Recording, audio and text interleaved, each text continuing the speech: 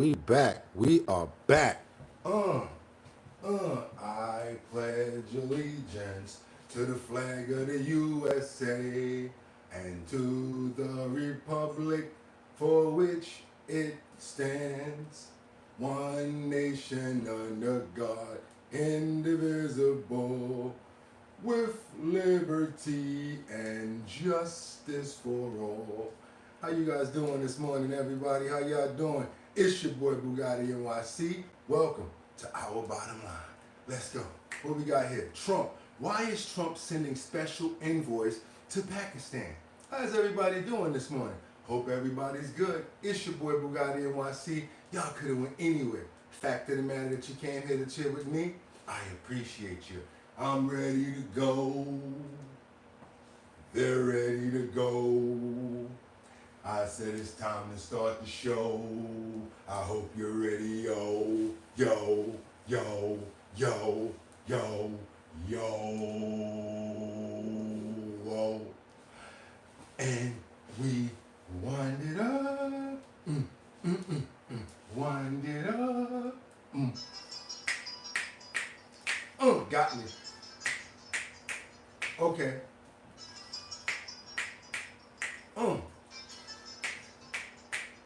And open up those pores. Nobody gonna tell me if y'all can hear me, right? I love it. I love it. We gotta open up those pores. Just keep on moving like a thunder, Boogotti. They ain't gonna tell you. They don't know. We don't know if your new mic work. We gotta open up those pores. How everybody doing this morning? It's your boy Boogotti NYC, and like I told you, you could have went anywhere, but the fact of the matter that you came here to chill with me, I appreciate you. I really do. How you guys doing right now? Y'all know what we're about to do, right? That's right. We got a lot to get into this morning just because we made it another day. I'm so glad that you guys are here. Let me turn this fan down a notch or two. Hold on a second here. I think homeboy gotta get a little bit of turn this down a little bit or just turn it off for a second. How everybody doing this morning? It's your boy Boogotti NYC. I'm glad that you guys can hear me. As you guys can see, we are now a family with the DJI family. We could not rock with the Hollyland anymore. But before we get into anything else, no matter what, we got to make sure that we do what? We got to give it up to the man upstairs. We got to show some love, because if it wasn't for him, we wouldn't be here in the first place. That's right, you guys. We got to get those prayers up. I want to pray for love. I want to pray for understanding. I want to pray for calmness. I want to pray for peace. I want to pray for understanding, like I said already. I also want to pray for life. I want to pray for that people can understand and think that they have to adore life, because it is very precious and it's oh so special. I just want to tell you guys, I want to pray for comfort as well. Got to be comfortable sometimes as well. And also, we got to pray for vigilance. That's right. We got to be determined and also move forward in our lives, you guys. Let's get it. Let's go. Who am I praying for this morning? We're going to pray for Miss Swanza. Also want to pray for Sweet RV Adventures. That's right, you guys. Thank you so much, Mark Dorfman. Jeffrey Spilker, how you doing this morning? Dope names. Sam Champion, Angels Among Us. We got to get your prayers up as well. Butterfly Kisses, how you doing? Glad that you're here. Cherry Cone, we've been praying for you every day. You know how we do it. Luigi, you too, my brother. Sam Champion, a.k.a. Starscream. That's my boy right there. Batty Lynn, how you doing? Thank you for the mic check, check, check, check, check, check. Jordan Dougherty is back. My boy is back. He's out of timeout. And yes, we so glad that you're back, my brother. We want to pray for Miss Keisha. Got to pray for Kat. We're praying for 420 John Patrick. Also want to pray for Terry Cone. Like I said, we do that every morning. And even if you're not here, we make sure that we're straight. Got to make sure that you're covered. Got to pray for my brother, Casey Ramos. Also want to pray for Jeffrey Spilker and Mark Dorfman. I see you in the building, Mark. How you doing this morning, my brother? Also want to pray for Sam Champion. Who else? I can't forget about Teddy. Can't forget about all the other people like Colessive. I ain't forget about you. Can't forget about Angels Among Us. Can't forget about Winter. What's that? Winter Rising. I can't forget about my people. Now, you know we can't do that. Jordan Dowdy, he's back. He's back. That's right, you guys. Got to get those prayers in the air for all my family out there. And guess what? Can't forget Dot Focus, Coin Collective, and everybody else. Amen. Hope you guys can hear me loud and clear because I'm finally ready to get to work without any interruptions. I can dance, I can move around, and I can sing. And you guys can hear my voice now. Oh my God, it's going to be on right now. Hope everybody's good. Yes, he is back. That boy is back. Back. That boy is back. That boy is back. He was laughing at himself yesterday, but it's all good. Took you like a true champion. Hope everybody's ready because you know I am. What am I about to say right now?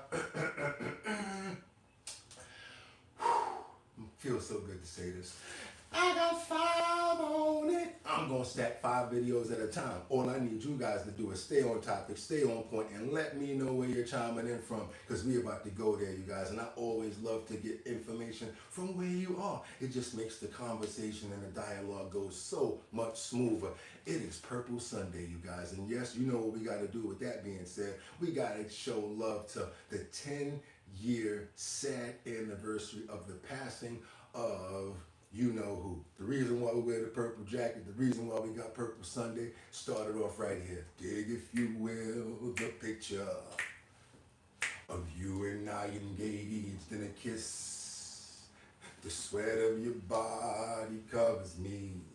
I said, can you, my darling, can my picture and dream, if you will, in courtyard. Whoa, that's my joint. Oceans and violets and bloom.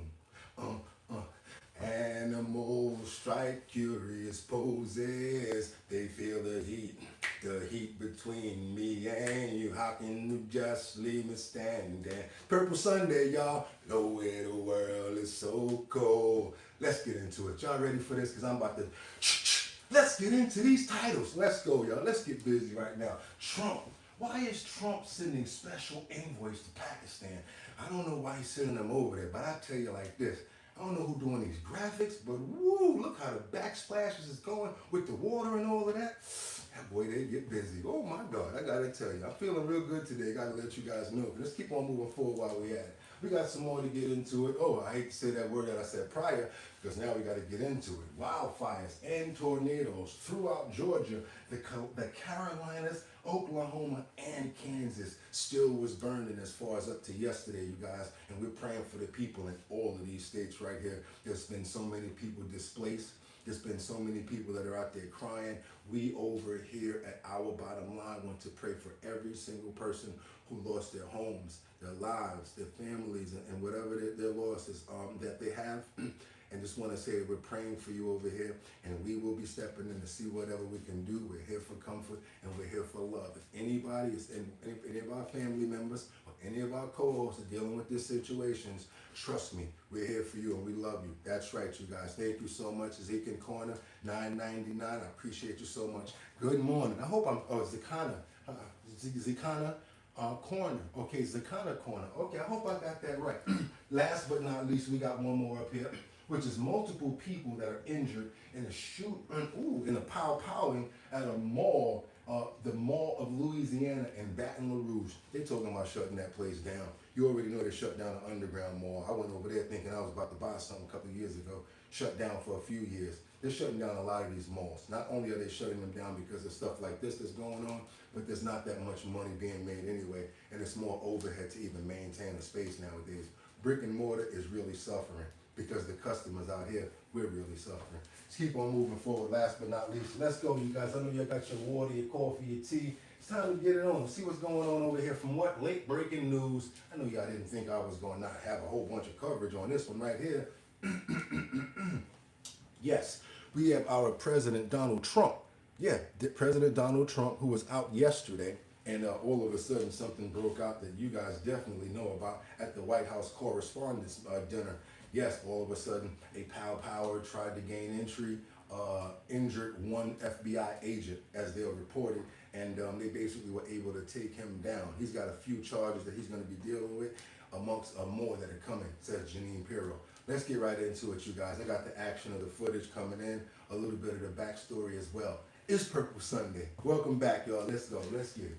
Let's go. So as you can see here, everybody's sitting down very calmly. Of course, nothing's going on right here in the beginning. You can see people walking with plates and stuff.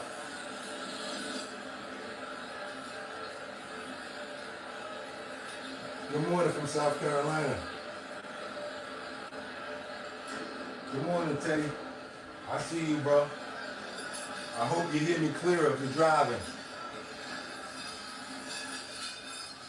See, all of a sudden they just start running, and then they automatically, I want you to pay attention to the back area there. All of these are like the administrators, all of the administrators, right? Here's the vice president. We got Trump over here sitting down. They immediately get them out of there. They don't even mess around when it comes down to clearing them out. As soon as people start running at the stage area, they start clearing them out. Right here. See Secret Service stand up. They're blocking everybody. They're blocking the First Lady. Blocking the First Lady. Telling everybody to get down. Coming in with the weapons for cover. Making sure they get out. And when this happens, you guys, it's straight to the presidential vehicle. They already have a line of exit and everything.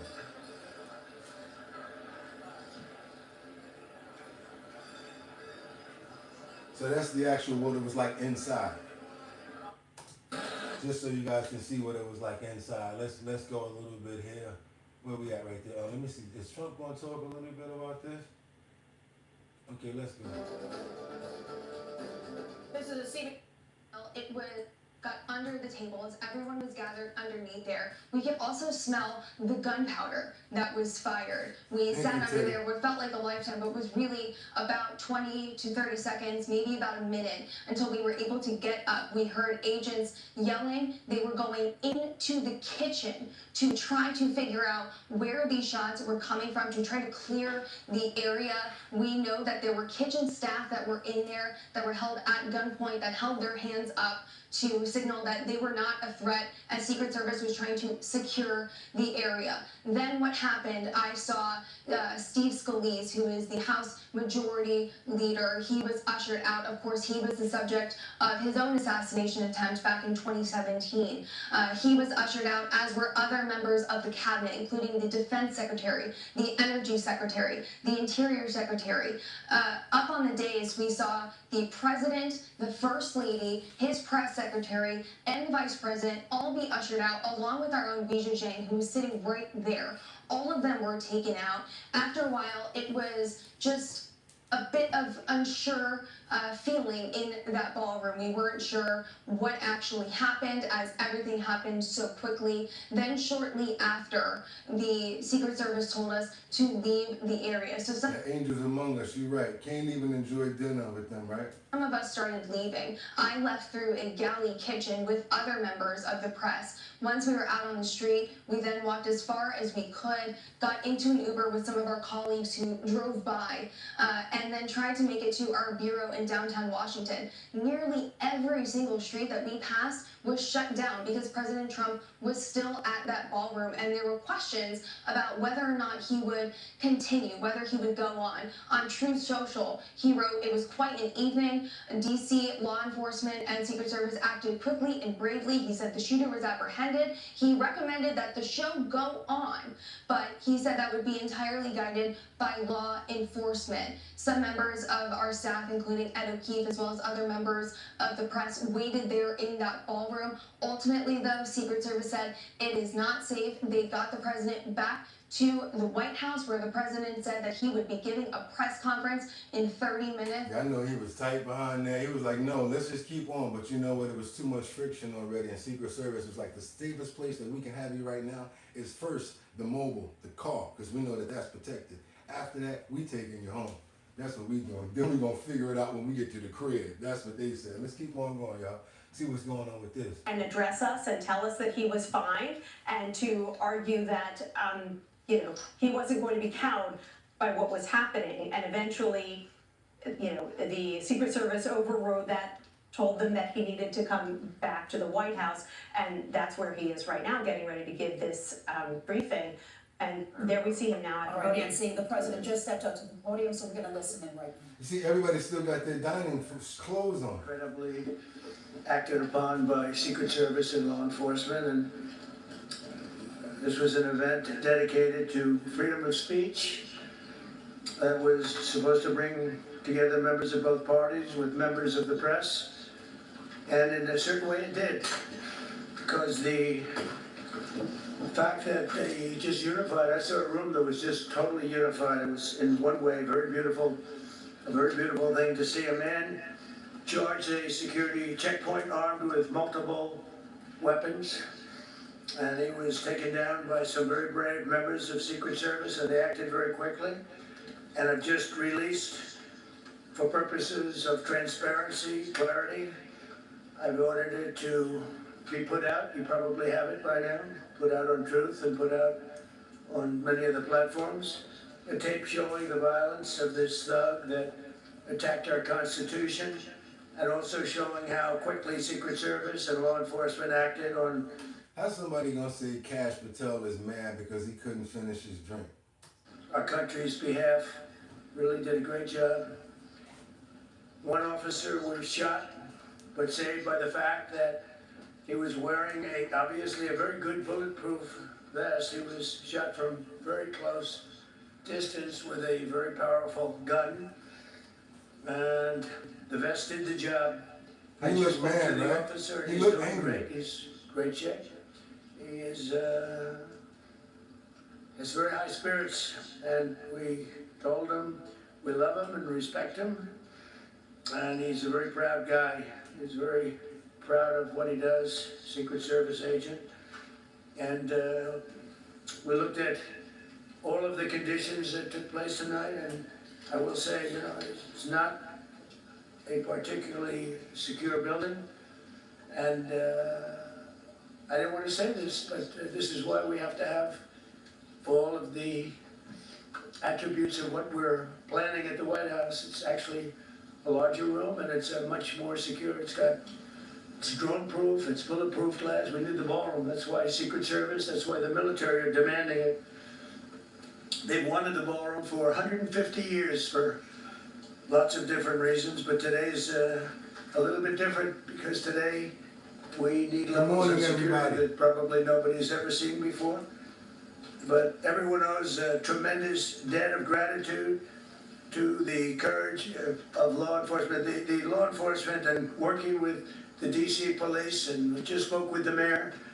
And when we're finished, the police chief is going to take over and discuss it also from their viewpoint. Yeah, let's get right over to that to see what they got on this guy. Let's keep on moving forward, you guys. I'm just glad everybody's safe. I don't care what side or whatever. I'm just glad nobody got hurt at all. Let's go over here and see what Janine Pirro actually has to say about this. Judge Pirro. I'm Janine Pirro, I'm the United States Attorney. Right now, the defendant is being charged with 2 counts, 924C, using a firearm during a crime of violence, and a second crime under 111, which is assault on a federal officer using a dangerous weapon. Now, as you all know, there was an individual, a uniformed Secret Service officer, who was shot. Unfortunately, he is doing all right and he will be fine.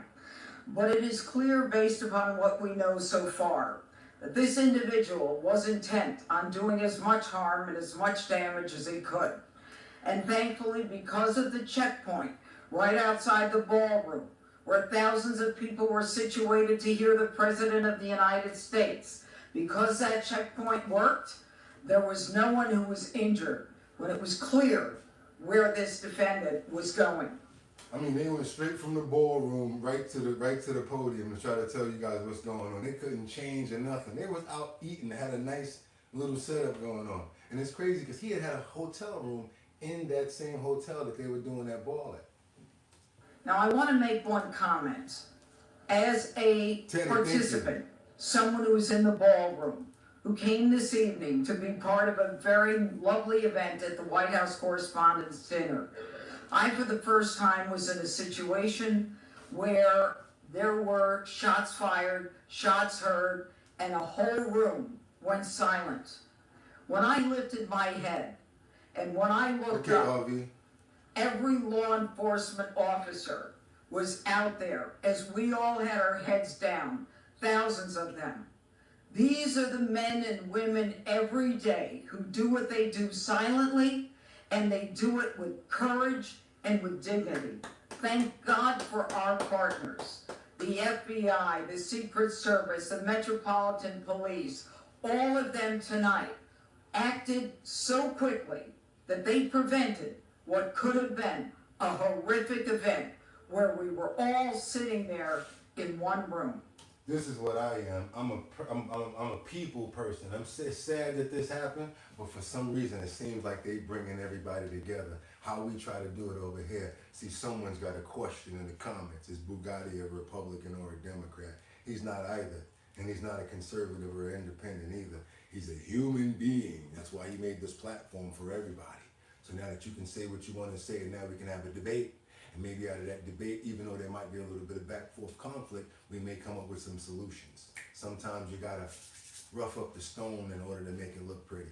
Let's keep on moving forward. We got some more detailed information coming back from Los Angeles.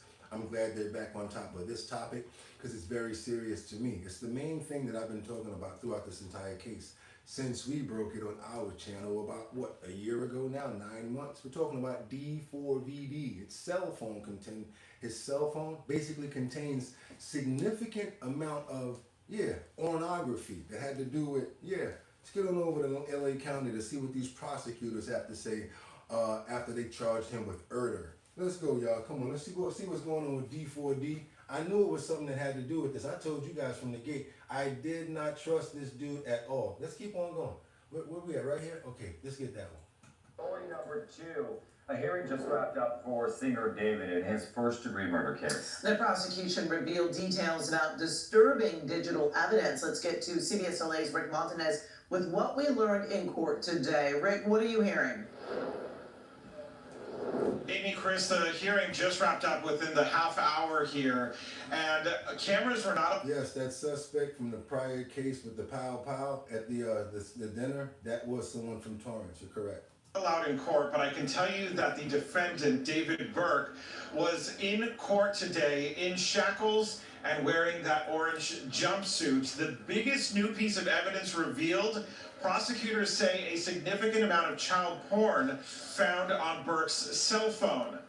We also want to point out that this all happens one day after the medical examiner's report became public. That is the report on the death of Celeste Rivas Hernandez.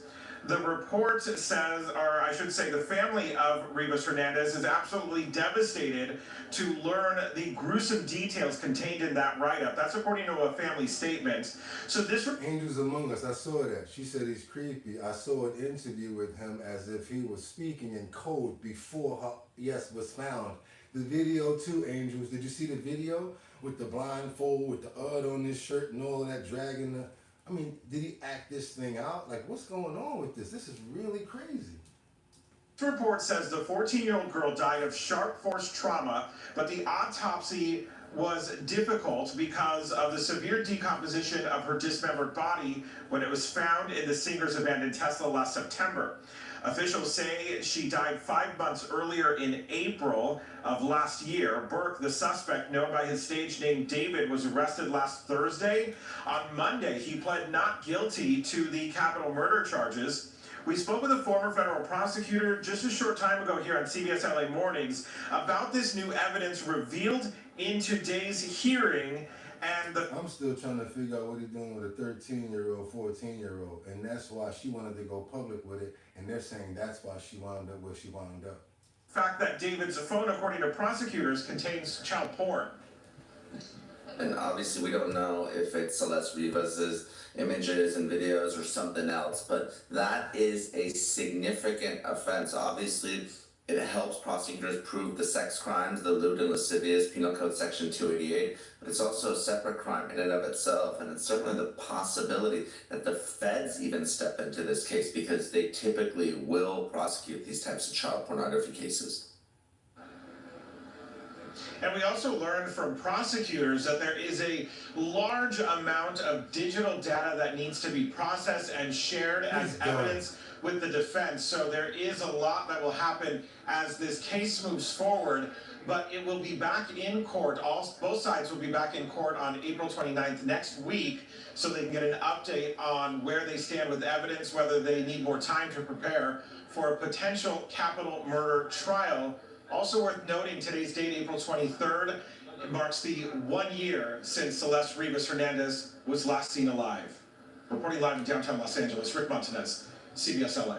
Oh boy, these stories and what they doing out there, man, it's just getting worse out there. Yeah, I know it was a year ago, but still I want to pray for the soul and the family of Celeste Rivas Hernandez, and just want to say hopefully now she gets justice and her family can finally get some sort of closure. Just want to pray for them. Amen. Let's keep on going, you guys. We got to get on over to Washington because the president has more to say. It's about Iran this time making an offer with the United States. They're making an offer. Let's see. Let's keep on moving forward, you guys. Let's see what this offer is about that they're trying to dangle in front of the United States. See what's up. Tonight, Iran's new move. Amid tight security here in Pakistan, the Iranian foreign minister arriving to restart talks. I gotta say this, but I'm sorry, I gotta say it. Seagraph 9797, that was a child. Exactly. That's right, Sam, it was. Sad.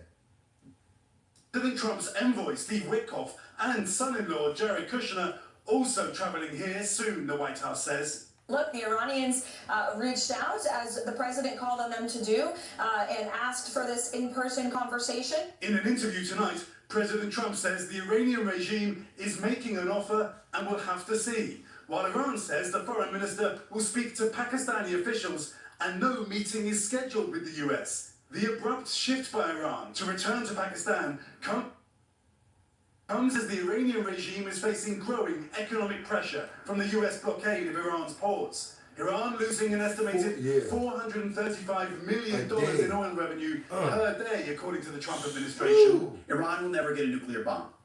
The choice is theirs, but with this blockade, the clock is not on their side. 34 ships have been turned around by US forces, CENTCOM says, and posting, for the first time in decades, 3 aircraft carriers are operating in the Middle East at the same time. President Trump saying without the ability to sell its oil, Iran will soon run out of space to store it. I know one thing, you better feed them soldiers. You better drop some turkey legs or something on my boys over there. Feed my soldiers and make sure they're good out there. Feed them boys out there, make sure that they got their nutrients and their sustenance that they need. If you got to shift them out, bring some other people in, do that. Keep some fresh people working out there. Gotta respect the people that's out there too. Respect to all forms of our government, all forms of our security, all forms of our armed forces, every single part, you guys. Let's keep on moving forward. Let's go, because Trump's now talking about a little deal that he put together. Said they were going to charge a certain high-ranking price, but he talked to his pool people about what?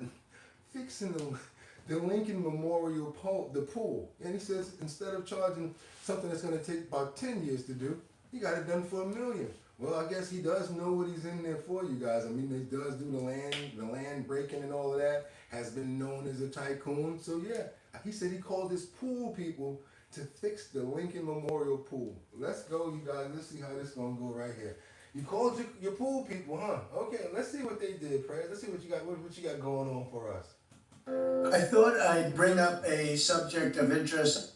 I do a lot of this as president and try and save money. And one was the Lincoln Memorial Reflecting Pool, which everybody knows. That's where Martin Luther King made his great speech, and where others have likewise made great speeches and great events held there. It's very famous. It was built in 1922, and it's more than 2,000 feet long. It's 167 feet wide. It's very big. That's like taller than any skyscraper, 2,000 feet. And here's a picture of it. You probably recognize it. Right now it's got no water in it because it was in terrible shape. It was filthy dirty, and it leaked like a sieve for many years. So I actually went with Secret Service and a group of people, and I took a look at it. One of the people with me was Doug Burgum, our great Secretary of the Interior. This comes under his purview, and he said, yes, we've had a lot of problems with it. It's not working. It hasn't worked for many years, and it's always filthy dirty. And I said, well, we're going to solve the problem. And They had bids to fix it. They were going to take the stone out, which was granite, very expensive, very thick, and replace it with stone. And it was going to cost $300 million. And it was going to take maybe more than 3 years. And I said, no, there's a better way of doing it. I said, what we're going to do is I'm going to call all 3 of these people that have worked for me in the past doing swimming pools. That's all they can do is a swimming pool. And I said, give me a good price. We can do it for maybe $1.5 million to $2 million as opposed to $300 million. We scrubbed the surface of the existing granite that's been there since 1922. We then grouted all of the granite, fixed it up, took about 2 weeks, and now we have a nice clean surface on which we're putting a industrial grade swimming pool topping. And he said, what color would you like, sir? It's called American flag blue. I said, that's the color I want. I want American flag blue. It'll last for 40 or 50 years. There'll be no leaks. Thank you. There'll be no anything. It'll look gorgeous, beautiful. So it's a story in business. And here's the difference. Because somebody said, well, sure, but wouldn't it be a better job? I said, no, this is a much better job for much less money. It will look far more beautiful than it did in 1922 when they built it, much more beautiful. So we built it in much less time for much less money. But I don't mean much less, I mean numbers that nobody can even believe. So it's $1.5 million versus 300. It's 2 weeks versus more than 3 years. And that's just the way it is. Thank you for your attention to this matter. I like stuff like that. Hopefully it lasts for long, and my only concern is after the time when they need to redo it again, are they going to be able to take care of it, or is it just going to go to waste again? Because a lot of times what people don't do around here in the first place is people don't care for things like they used to. Because if there was somebody out there caring for it and dealing with it, wouldn't have got to that situation in the first place. Yeah, you guys, we got to take care of our things that we want to take care of, like each other as well, family members. Belongings and possessions, that's one thing. But we really got to take care of the things that we want to stay around. And that's each other. That's right. And I want to say that was a good thing right there, to clean it up and to hopefully have a nice place for everybody else, for more people to have big speeches at. As you know, the Lincoln Monument and the pool is a big place where a lot of people make a lot of speeches at, not only Martin Luther King, but there were a lot of civil rights meetings speeches that were held there, as well as the Million Man March and more. Let's keep on moving forward, you guys, because like I said, it's about our country. Let's get it better. Let's clean it up. Let's clean up around our neighborhoods too. So it starts around us. Let's keep it moving, you guys. Let's go. Having a good Purple Sunday, by the way. Got to get in a little bit of this bad stuff that I don't want to cover, but we have to, because they're saying that it's not easy for them to find who's going to be taking over when it comes down to the leadership in Iran, and that's what the pushback is. They have no one to negotiate with. That's what the pushback is that they're talking about. So everything is at chaos right now. But then again, you have these guys pushing back that are saying, we do have leadership. Why are you even saying this? So let's keep on and seeing. Let's see what's going on with this situation over here. The Iranian regime reportedly leaning on proxy forces, pulling in allies from across the region to crack down on protests at home as the U.S. blockade tightens the economic squeeze on Tehran. The Jerusalem Post reporting the regime appears to be trying to prevent a widespread outbreak of protest by reinforcing its presence on the ground. Here now, Dr. Masa Tehrani, who fled Iran as a child to Turkey and then the United States. She's also an advisor to the National Union for Democracy in Iran. Doc, great to see you this morning. Good morning, everybody. So here's what the Jerusalem Post reported about these proxies. We see the pressure on the regime and social media. They brought in militias from abroad, from Pakistan, Iraq, and Afghanistan. They are helping them impose order. They go around in trucks and civilian clothing carrying machine guns. The soldiers speak Arabic rather than Persian. They're imposing terror in the streets so that people won't go out and protest. The regime knows its people are hungry, desperate, and are afraid they will take to the streets again. Apparently, they've also brought in these outside militias because, not that the IRGC didn't have any hesitation in doing this, but these outside militias may be more inclined to take violent action against Iranian citizens. That's exactly right, John. Whenever a government has to import outsiders to help control their own people, it's really sending a clear signal, a clear message to the world. First, they don't trust their citizens, and more importantly, they don't trust their security forces, because most of them by now have probably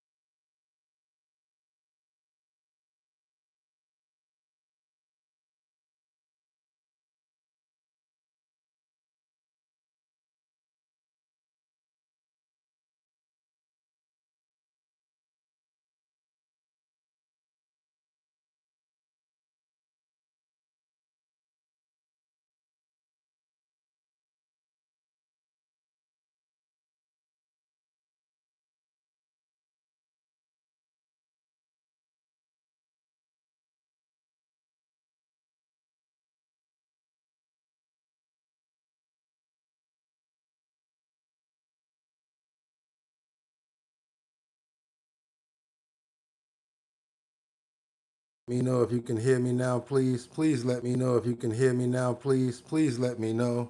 Let me know if you can hear me now. Sorry about that. Yeah, we're reloading. We're reloading. Let me know. Let me know if you can hear me. Let me know. Let me know if you can hear me now. I'm just learning this mic, you guys. We just got these mics yesterday, so I'm trying to pull off a miracle like as we work. So I really apologize about that. We just got these mics yesterday, and I'm probably just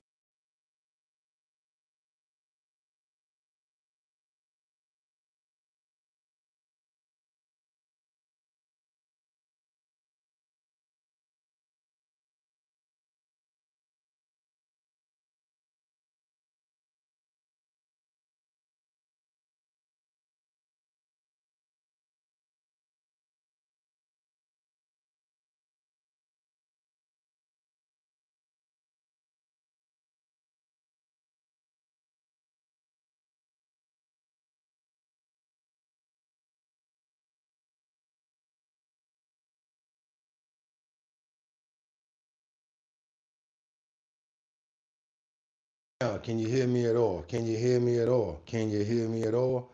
Can you hear me at all? Can you hear me at all? I'm about to cut this joint all the way off and just go to the phone. Going to the phone if this don't work. Going to the phone if this don't work. Going to the phone. Can now back. Yes, yes. Lee Davis. Yes, yes. Now I can hear you.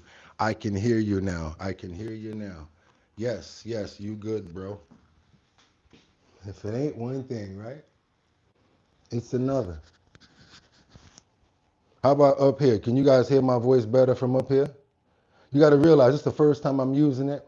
You know what I'm saying? Sound nice and clear too. All right, so we good now. This is better?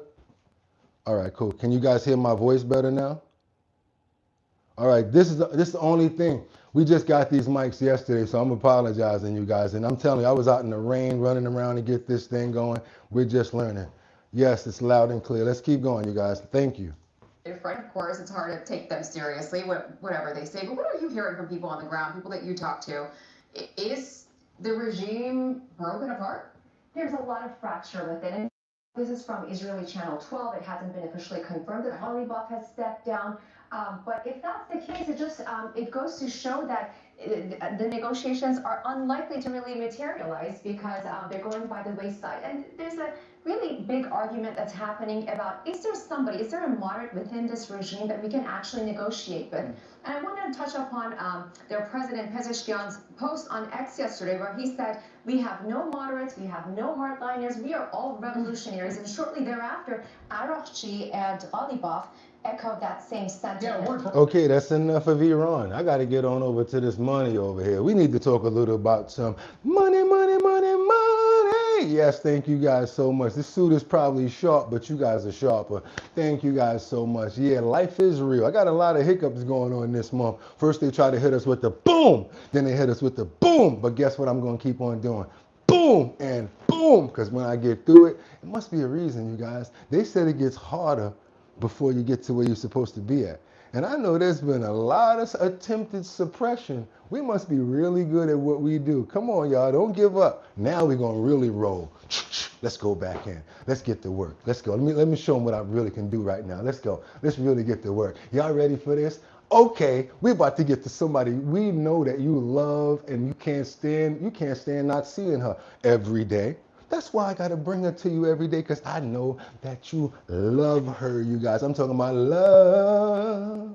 And so many people use your name in vain, but there's a chance I don't know how. I know what you're talking about. I know you love her. And who am I talking about? Y'all know where I'm going with this, right? None other than Ilhan Omar. That's right, you guys. Let's get into her finances and let's see what's going on. Because, of course, she starts off with the $35 million. And then all of a sudden, after a little bit of glitches, yes, this is a story that they keep on going into. And because I know you guys love her so much, we got to stay on top of this topic. That's right, you guys. We got to stay on top of this topic. One of your favorite people, Ilhan Omar. Let's go, you guys. Come on. What do you guys think? Do you think that it's somebody cooking the books over there? Or do you think that it's just all a big mistake and nobody really can just understand what's going on with her? I think that, hold on a minute. Wait. There we go right there. Let's go. Minnesota Republican Congresswoman Kristen Robbins, the state representative and candidate for governor from that state. I want to actually put up the financial disclosures for everyone to see just how massively they changed from when they were originally reported. We, of course, talked about it, $6 to $30 million. That was the original reported range. The revised reported range is now dropped to $18,000 to $95,000. So, Kristen, I'll let you tell me what you think happened there.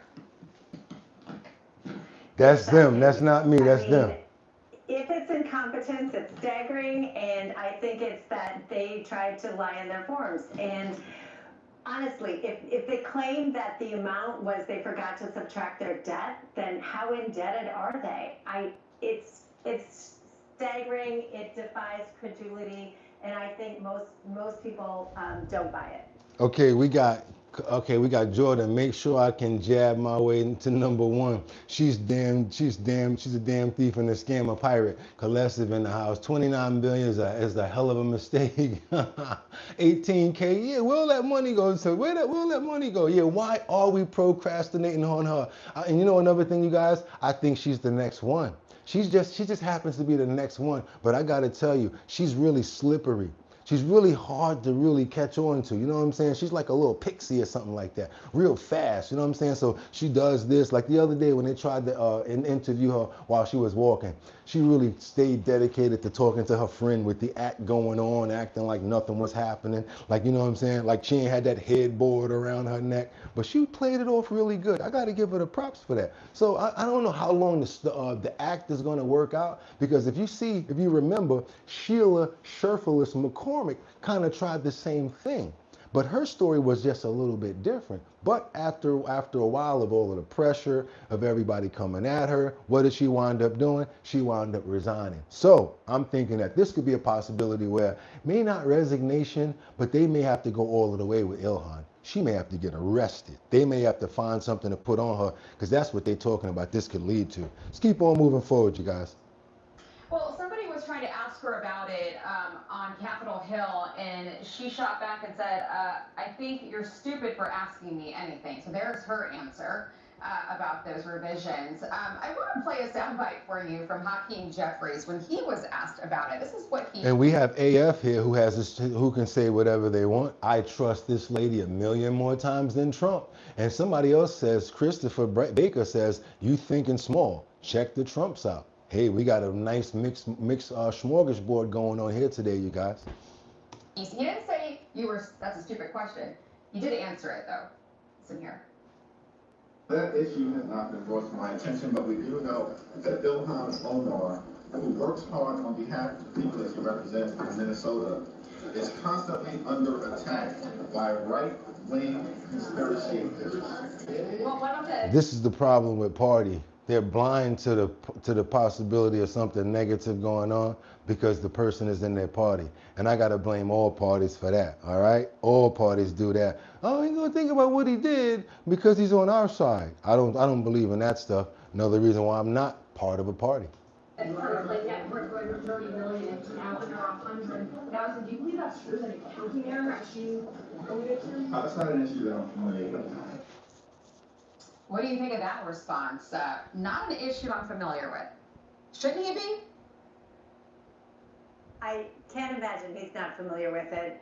It's all over the internet, and he has staff that tells him what's going on across the country. I'm sure he's well aware of it, and he should be concerned about it. And he should join us in calling for a full audit of her financial reports, her campaign finance reports. These are legal documents that members of Congress are required to submit, and if she either has hers full of errors or if she lied on them, people should know that. So I hope the House Oversight Committee will do a full audit of her first financial report, her revised financial report, and get to the bottom of it. All right, let's keep moving forward. I think we got some more on this too. Do we have more on this? Do we have more? Do we have more? A U.S. Special Forces soldier helps. Oh no, we got to get on over here and see what's going on with this. Yeah, we got to see what's going on with this. Let's see what's happening right here with this situation here. Let's go. Making money off of Maduro. You remember the other day when we reported the special soldier, the Special Forces soldier, who put up $33,000 and won $440,000 by betting that Maduro would get arrested? Watch your head. Some people call it a smart bet. Some people call it insider trading. Let's see what they're going to do with it now that they found everything out and they followed the money. Let's get into it, you guys. Let's go. Planned the mission to capture Nicolas Maduro. Then he allegedly turns around and bets on it. Gannon Ken Van Dyke is charged with misusing classified intel, stealing non-public information. Happy Purple Sunday. Fraud. Van Dyke put down about $33,000 and walked away with over $400,000. He could be looking at decades in prison if convicted. And yet on Capitol Hill, we see people making huge profits on stock trades that have access to knowledge that is not on the public market about regulatory matters, legislative matters, and you have to ask yourself, is this a kind of a similar play, but different players?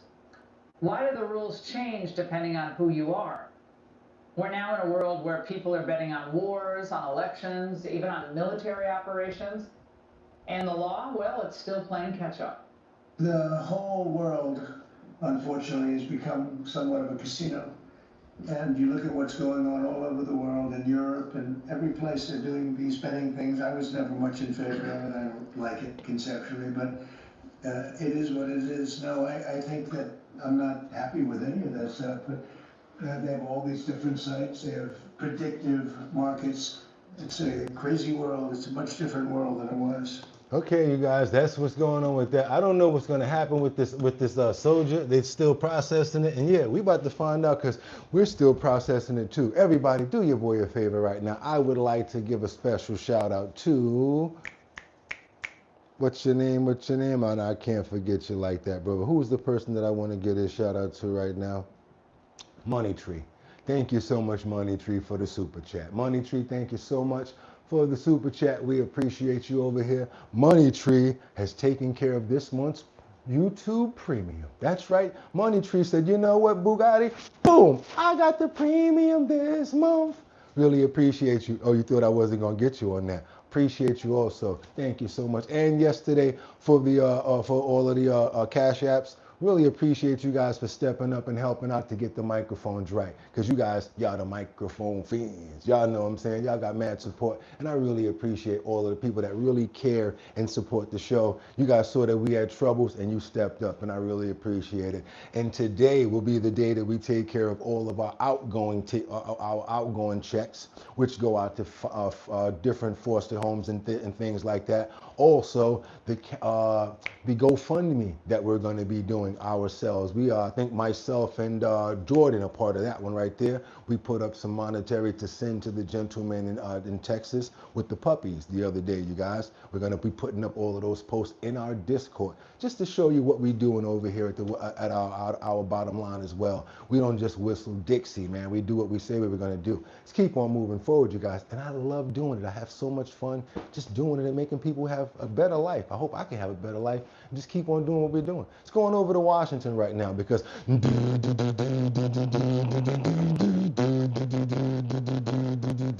we're coming in the party with the spliffers and see. That's the only place that you really want to be. I think that's it like that, right?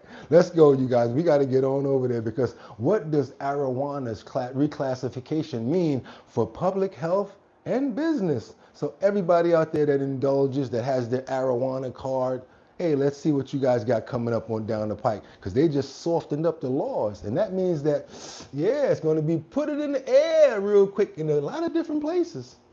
The federal government is reclassifying medical marijuana, categorizing it as a drug with potential medical benefits and less potential for harm. While this doesn't legalize marijuana nationally, it does open the door to further research into its effects. Our William Brangham has been covering this and joins us now. So, William, this is a move that President Trump tried to enact via executive order last year and is now being pushed by the Justice Department. What are the practical implications of this reclassification? I mean, the biggest implication is what you mentioned, Jeff, which is research into marijuana. By moving marijuana, and they're moved state-level medical marijuana from this category, Schedule 1, where hard drugs were classified, down to Schedule 3, which is drugs that have medical benefits, like Tylenol with codeine. That will allow greater research to be done. In fact, Acting Attorney General Todd Blanche wrote as much today. He wrote, these actions will... See, AFG Teflon, I understand you mad right now. You said, what about all the people that did time for the marijuana? Are you right? I think you're right. You know what they're doing for those people? They're just doing things like letting them get their licenses first if they want to open up a dispensary or something like that, and just wiping that stuff off of their record. I don't know if you're thinking about trying to get some reparations or something like that, because I don't see that coming anywhere down the pike. But yeah, that's about as much as they're doing for people that actually got arrested for dealing with it before. And that time is just, can't get the time back anyway. You know, can't get that time back. Let's go. Watch your head. I know what I know, I ain't forget. Will enable more targeted, rigorous research into marijuana's safety and efficacy, expanding patients' access to treatments, and empowering doctors to make better informed healthcare decisions. I mean, researchers have always been able to research marijuana, but there was an enormous thicket of bureaucracy to get through. This will make it a lot easier. I'll tell you the truth, it's probably some people on the show right now researching it right now. Right now as we speak, they're researching it, sir. This will also create quite a financial windfall for the companies that produce the recreational marijuana products. Okay, and that is it for that. We have to keep on moving down the pike. That's how we do it, you guys. Let's get into some of this information that you know y'all don't never stop talking about. I could be talking about sports. I could be talking about music, entertainment. You guys always hit up those comments, and you know what you always say? What about the Epstein files? Yeah, because we the ones that never stop. We don't keep on we make sure we keep on pulling the layers back of the onion. It's hard to find this information at this point. It's like they got it buried and stuff, and everybody got quiet. Got the tumbleweeds coming in when they got to do with Jeffrey Epstein. All this WAR stuff and oil prices and all of that is really trying to lay it on real thick to make you guys forget. That's why we do so many clips, and we got chapters here in areas that, hey, ain't that the Jeffrey Epstein time right there? Yeah, that's the Jeffrey Epstein segment right there. Come on, you guys, let's see what we got over here in this area where this model is talking about the agency connections.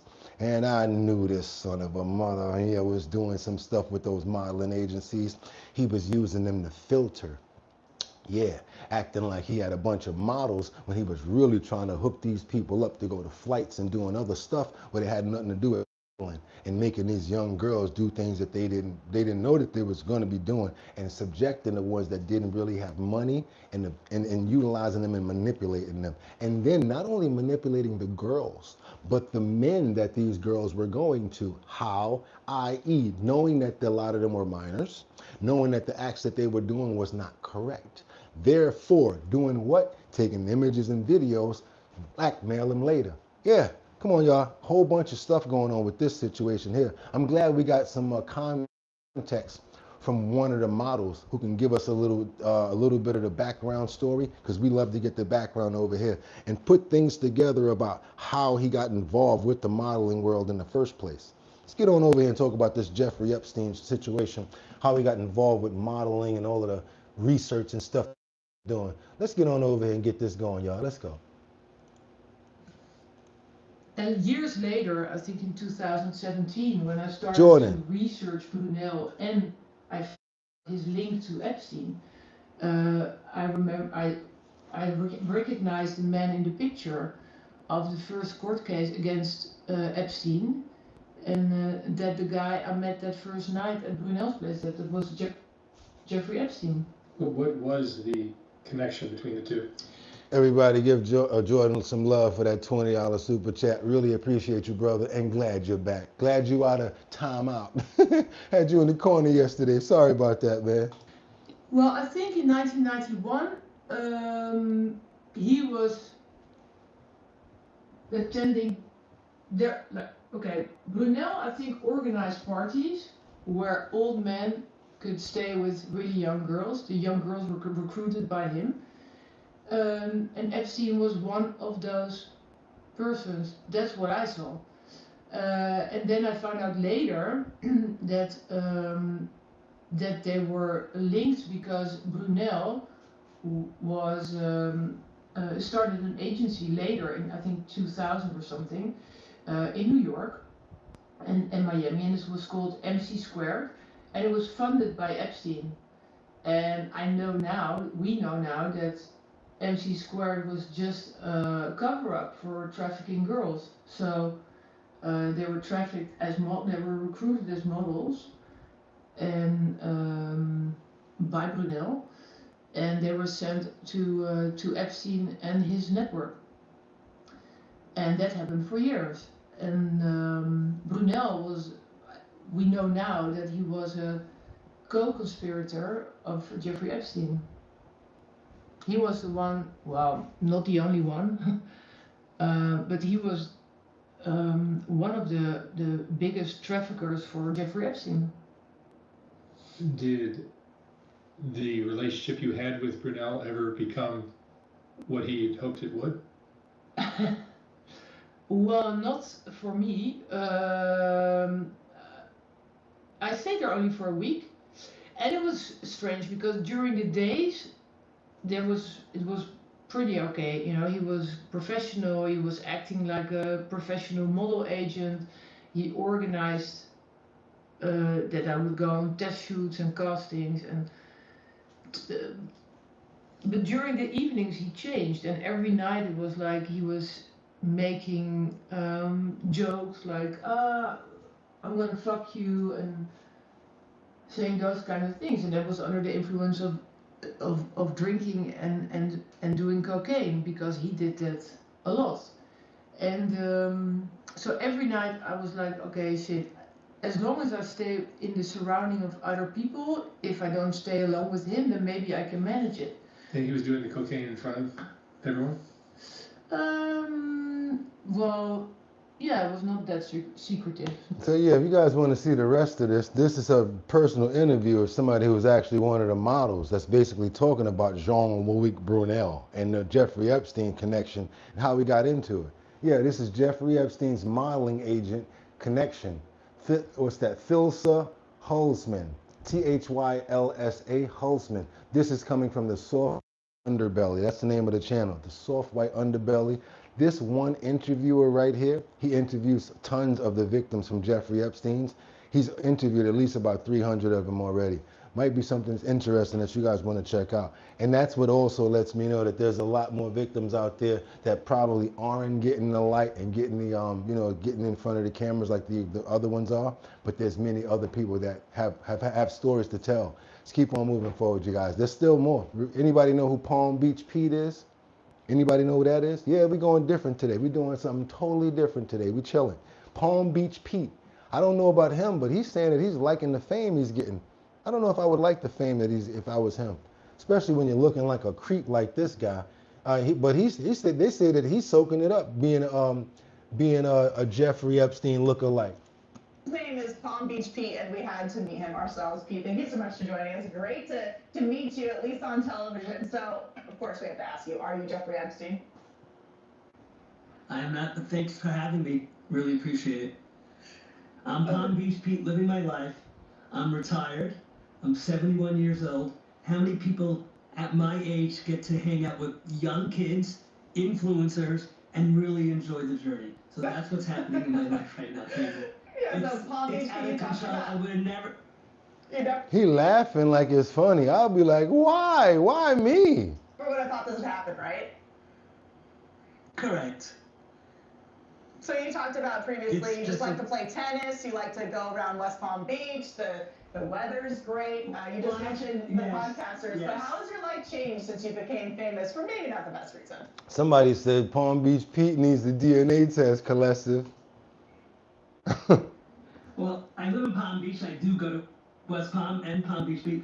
And my analogy is, when I went to sleep, I worried how many times I had to go to the bathroom at night. Now I worry about how many eyeballs are looking at my social media platforms. That's what's keeping me up at night, Katie. Well, you got to make sure you get ready now every day because you're so famous. People are going around trying to get pictures of you in Palm Beach.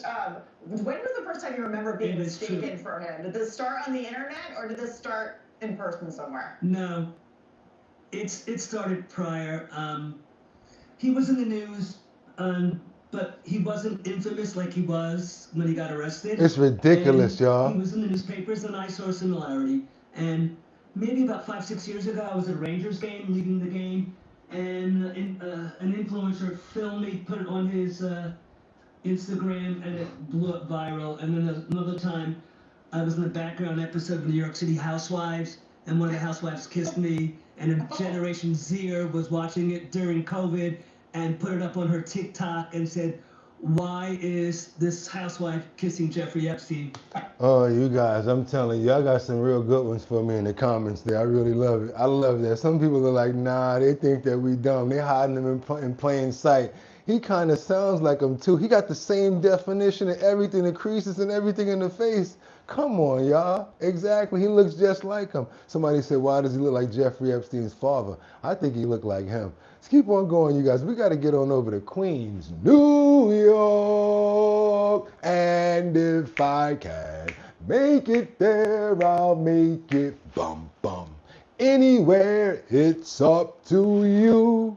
New York, New York. Let's get on over to Queens, you guys. Leaving Palm Beach Pete where he at. Let's get on over to see what's going on with this suspect who's been locked up, and I hope they don't let him out. Watch your head. Yes, you guys, we following up on the story of a sad story. A 15-year-old who was playing basketball. Next thing you know, somebody just winds up pow-powing. Yeah, he's no longer here with us. I want you guys to see this story. Remember this from the other day. We guys brought you this. We broke it over here when it happened the other day. Finally, they got this person. Yeah, we're going to see what's going on with this because they arrested him. Let's go see what's going on with this. Breaking news this morning, police have a suspect in custody in connection to the fatal shooting of a 15-year-old boy in St. Albans, Queens earlier this month. NYPD Commissioner Tisch posted on social media that detectives arrested 18-year-old Zahir Davis for the murder of 15-year-old Jaden Pierre. She says Davis had fled to Jamaica following the shooting last week and was arrested as soon as he landed back in New York last night. Police say Davis is affiliated with the BG4 gang, which operates in Southeast Queens. They believe the shooting stemmed from ongoing disputes with the victim. And we will stay on top of this breaking news. And it's not even fully summertime yet, and they out there wilding out, you guys. It gets a little hot, they don't know how to act. It got cool yesterday and it rained last night, so it's cool. It's like the animals. For some reason, when you learn and you get older like myself, you start to realize certain things. You start to see certain things differently. You start to realize that when it's cold, you got less crime. When it rains, less people outside. Sun, people, and here come the niggering. That's right, you guys, I gotta just say, they go to niggering, they want to act up, and I'm talking about all races. I'm talking about white, blacks, man. I'm talking about everybody. They just want to act up, because you know when they're hot, they want to be outside. Everybody want to get noticed and everything. Then they get a little agitated, might be on some D-rugs or whatever like that. Yeah, y'all got to be careful when y'all outside, because it does not have to be you. Could be somebody else, especially also on those roads, because a lot of people drinking and driving now. Be careful, especially in the summertime. We get a lot of that, Let's get on over to Detroit. We got a situation where a man has been described as violent in the Home Depot brawl. Let's keep on moving forward, you guys. Home Depot. I thought you go there to get some tools. I ain't come up in here to get socked in the face. What's going on with this situation? Come on, Detroit. The Wall of Detroit says a casual day of shopping here quickly turned violent, and it didn't have to. He says he was simply shopping for a paint roller at his Detroit Home Depot, but it turned into this. At this point, now I'm in fear for my life. 58-year-old disabled Army veteran Robert Walls grabbing a motorized scooter Wednesday morning. At that point, it just started telling me that they were going to slap me in my bald head, that, you know, we'll kill your cripple blank up in here. He says the 3 men, an adult and 2 teens, began yelling out gang-related messages, following him around the store on 7 Mile and Myers, continuing to threaten him. The one gentleman started growling like an animal and reaching in his shirt. Did you think he had a weapon? Yes, I did. Walls says he's trying to get away from the trio and asked a Home Depot employee for help. I said, can you please call 911? And he looked at me and turned around and walked away. But that's when things escalated, Walls says, trying to get to the front of the store, grabbing a pipe. And I yelled out, leave me the hell alone. Stop messing with me. And the older gentleman told them 2 boys, yo, kill him. A Detroit police officer working security trying to intervene. Walls says he was tased while being beaten. She started coming here trying to put handcuffs on me while they're beating me. But while Detroit police say the officer did pull out her taser, they Detroit, 7 Mile. say it never discharged. That officer is still recovering Friday from minor injuries herself. So now if you look at it, he got a whole lead pipe to keep them off of him. And from what I'm seeing, they was wailing on him. And that the use of force incident will be investigated, but defending her actions. And she got a fight over there and she can't do it by herself. As for those 3 men, Local 4 is told they had been harassing customers at this nearby car wash just before. So now the problem with this. Now she over there worrying about taking that from him. When they take it from him, now they start jumping him. That's the stupid thing. They get them back. Y'all stop this over here. You put that down. Now y'all go that way. If you can't control it, why would you take the pizzite from homeboy and they gonna come over there with you like you helping them jump him or something like that? That didn't make a lot of sense. What's that about? Police say charges have been submitted to the prosecutor's office for 2 of the 3 men. The 3rd is pending. Now, we also reached out to Home Depot for comment. You can read more from them at clickondetroit.com. There, you'll also find a link to donate to Robert's medical expenses, if you'd like. In Detroit, Erica Erickson, Local 4.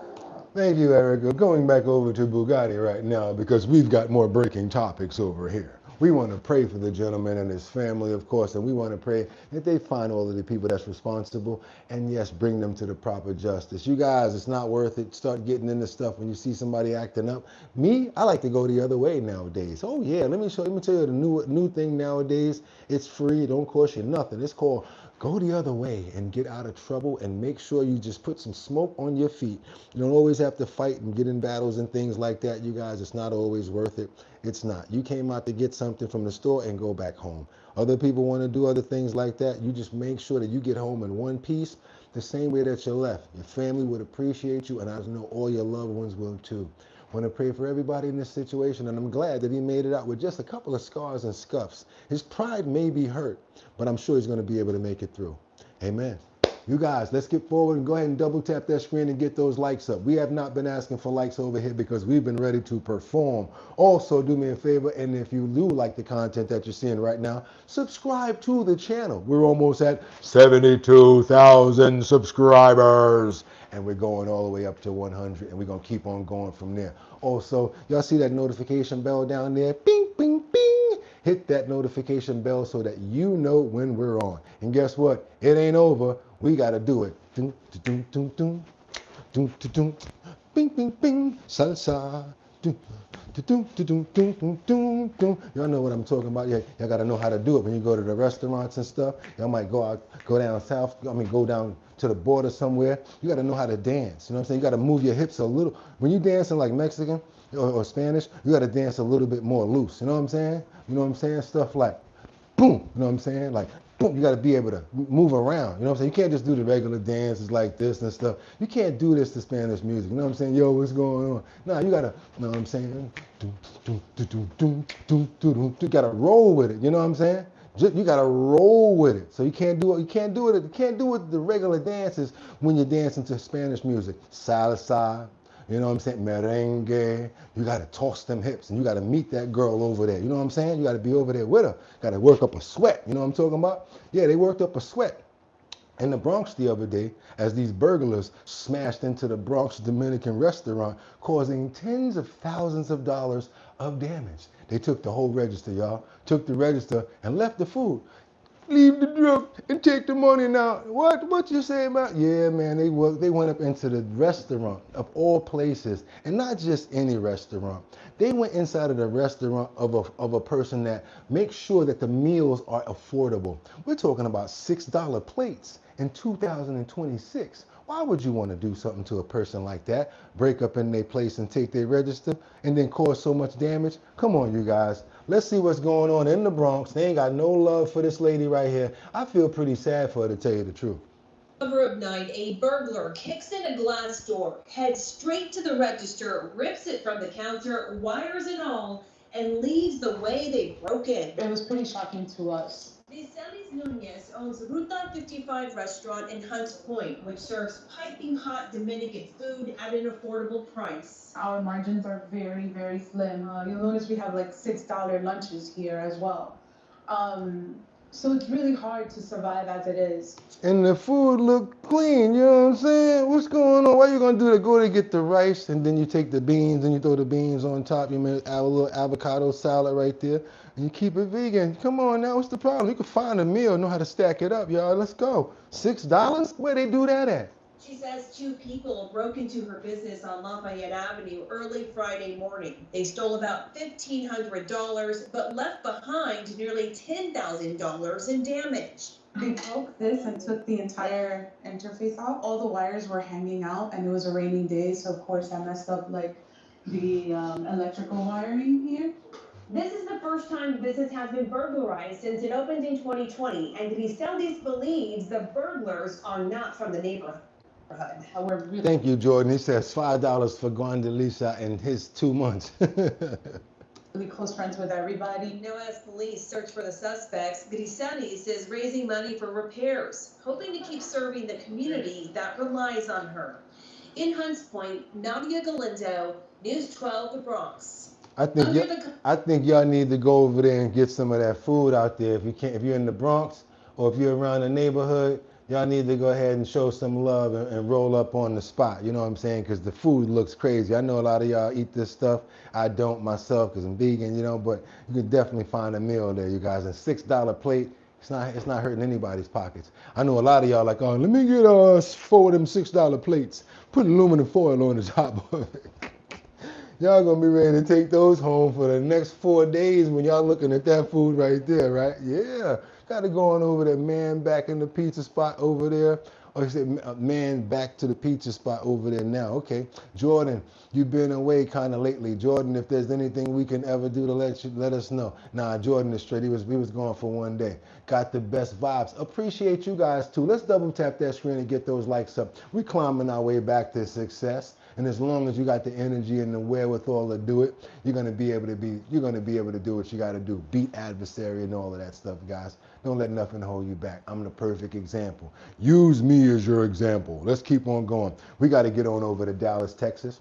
This lady's finally getting what she deserves. We got a teen in Dallas with a woman who she's been arrested for the murder of a 13-year-old. A 13-year-old. And yes, we're going to ask you guys, we don't know how many people in here, but let's go ahead and hit that like button because it sends a signal up and YouTube sends more people over here. That's right. Let's get more people over here to see our show today. See what's going on with this situation out in Dallas. Let's see what's going on with this. Sad to see this because he was just so young. 13 years old and he lost his life. Dallas police say a young woman shot and killed a 13-year-old boy and then lied about it. Police say 18-year-old Sarai Griffin shot 13-year-old Marcus Reeves Jr. after he knocked on her door. Police say Griffin called 911 and claimed she shut the door and then heard gunfire, but a witness on a video call heard something else. Fox 4's David Centeno We ain't believing that. Family members about this tragic killing. Dave. And the 18-year-old woman is here at the Dallas County Jail today. We have obtained some court records about this case, but we still do not know ultimately what led to that 13-year-old boy being shot and killed. It's like a feeling like, get better, get worse every day. Marcus Reeves Sr. always wanted a junior. Got his wish. Just happy kid. A blessing to watch his child grow into a teenager, but last month, Marcus Reeves Jr. was shot and killed after knocking on someone's front door in Dallas's Redbird neighborhood. What could a 13-year-old do or have done to be shot in his head? On Friday, 18-year-old Soraya Sanford Griffin was arrested by U.S. Marshals and charged with the 13-year-old's murder. She killed Marcus. She's a killer. The boy's family does not know why. We're really trying to figure it out, and we want answers, and we want justice. According to an arrest warrant affidavit, Reeves Jr. went to the suspect's home off Pintail Court, asking to speak with another juvenile at the home. Yeah, he went to knock at the door to see a friend that lives there. That juvenile and Griffin told police they spoke with Reeves Jr., then closed the door and heard gunshots. Griffin claims Reeves was seen lying on the ground outside, so she called 911. But police have reason to believe she lied. According to the arrest warrant, a witness on a video call with the juvenile in the home heard the gunshots and yelling, hearing, quote, "Soraya, you shot him." I want the younger folks to put the guns down. There's too many young children with guns for no reason. The arrest warrant does not explain why the shooting happened or what words may have been exchanged at the front door. Losing a child is a pain. It's hard to get over. It's hard to let go. Reeves Sr. says he does not know his son's alleged killer, but hopes she's given a maximum punishment. Parents can only do so much. The neighborhood people can only do so much. Police can do so much. But the justice system got to crack down with it. Because there's too many kids catching cases and getting away with it or thinking they won't get life sentences. Again, Griffin is here at the Dallas County Jail. However, her bond amount has not yet been set. Steve, back to you. All right, David Centeno reporting live. That's terrible right there, man. He's feeling it. Everybody, y'all know he's feeling. You can hear it in his voice. He just doesn't understand why his son is no longer there. And I could probably see it if he was a GANG member or something like that, but don't seem like that over there. Like that kid was just at the wrong place at the wrong time. They said he went to go play with his friend.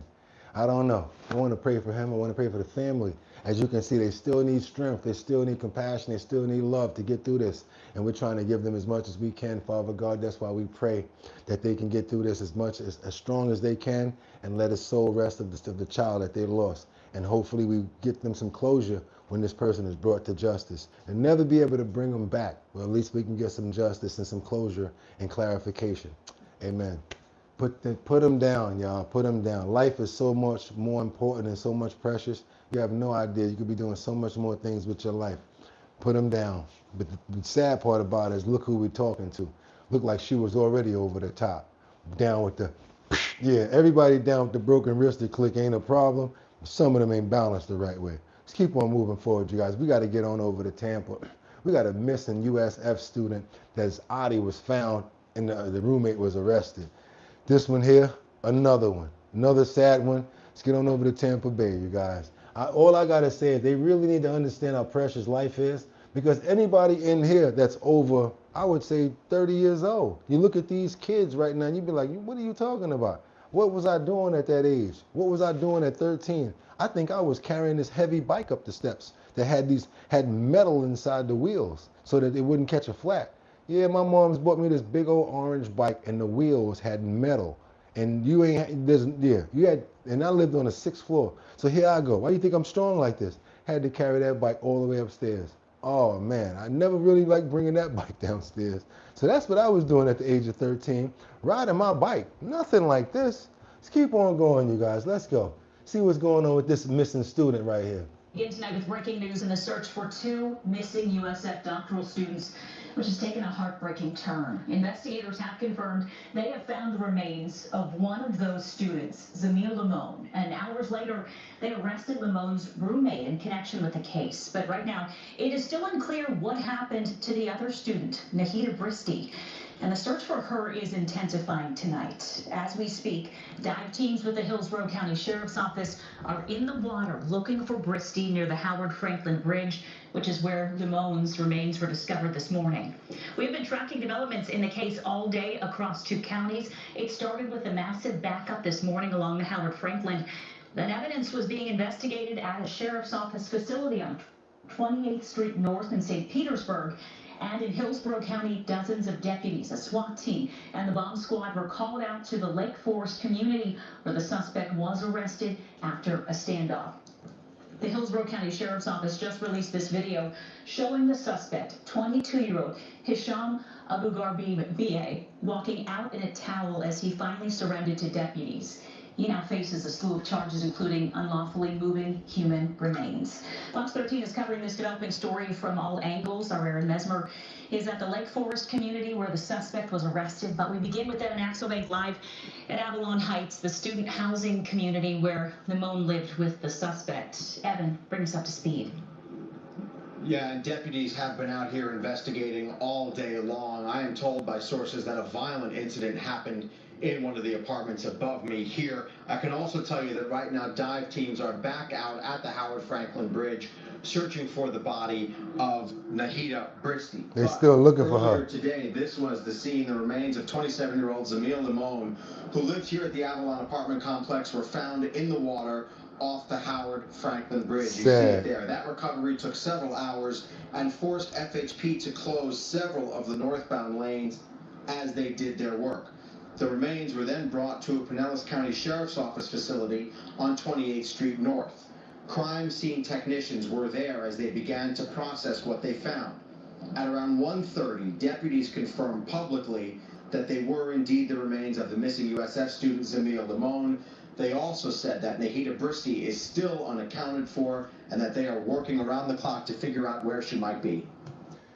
Oh man, I told you life. I appreciate it. Even that song, I sing it for no reason. That happy birthday, my friend. One more year upon them. I love that song. I can't wait to sing it for my friends, and I can't wait till they come around. If you guys really want to send me a birthday present, send me that in the email one day. I'll be like, whoa, I got my video. I love that song right there. Why? Because I love life and I like being happy. Even though we got to report this crap and bad stuff like this, there's no choice because life goes on and things have to happen. It's the circle of life or whatever they want to call it. But me, I don't try to dwell on things like that, even though we report it. You know, we got to try to keep on continuing to live our lives, and we got to keep on moving forward because we still here to do what we have to do. But we definitely have to show respect, and we have to show love, and we have to honor the memories of the people that we lose and the people that move on and that we're going to probably be seeing again. All of our friends and our family members as well. I want to pray for these 2 people right here that lost their lives in this tragedy. SFU students. I want to pray for their families. I'm sure their parents are really dealing with this right now, this distressful moment. Father God, I'd like to pray for their souls, and hopefully they find the last person that's missing and bring this case to a close. Because again, we have another one where the families are going to want some answers and to find out what's going on with this. We will be following up with the story as well. Amen. Let's keep on moving forward, you guys. We got to keep on going. We got to go over to Texas, Houston. That's the next former Houston police officer was fired over a racist rant. I don't know what these people are thinking nowadays. You know that it don't take but a second for you to go viral, especially when you're saying something as sensitive as that. All somebody got to do is say, hey, where does she work at? Send that to the X account, and next thing you know, you're fired. No more. Watch ahead for you. Yes, that's right. I just said it. We got a former Houston police officer who was fired over some real serious words about what you got against the brothers. You know what I'm saying? How many times you gonna drop the N-bomb? I mean, for real? Okay, y'all didn't think I was gonna find this story? Didn't think I was gonna know what's going on with it? Nah, I definitely found out about it. Don't even try it. Sit down, eat your slice of pizza, and be quiet. Come on. Well, days after posting a racist rant on social media, a Houston police officer is fired. Police chief calling her behavior entirely unacceptable. Also, the mayor today speaking out, Megan Rayner with new reaction tonight. Houston police say they acted as quickly as possible to fire now former officer Ashley Gonzalez, but they had to follow state law and give her due process. The police chief even adding in his statement, just like the community, he was deeply disturbed. The calls for termination answered. Ashley She should have known better. no longer a Houston police officer. It comes just days after this video she posted on social media was shared by thousands online. Gonzalez is heard saying a racial slur at least 25 times. We're humans first! The community has been outraged. Protesters gathered throughout the morning outside police headquarters. Mayor John Whitmire writing in his statement following the news, quote, "Let this incident serve as a warning to all City of Houston employees. There is zero tolerance for racism in my administration, and if you see it, report it immediately." Well, I've never seen anything fast-tracked this quickly, but I've never seen anything like this before either. Retired Houston Police Captain Brett Freeman, who spent 34 years with the department and worked on the Internal Affairs Division, says Gonzalez does have the opportunity to appeal this decision, but he doesn't think that will go far. I can't think of any legality of an arbitrator or a civil service that would overturn this termination based on what we've seen. Ashley Gonzalez. Gonzalez had been with the department since 2024. Prior to joining, she was with the Marines for 4 years. But even with this termination, Freeman says she still has her Texas Peace Officer certification. It's up to the Texas Commission on Law Enforcement to revoke it. Is there a possibility she could be hired by another agency? Absolutely, there could be. What agency would do that? I don't know.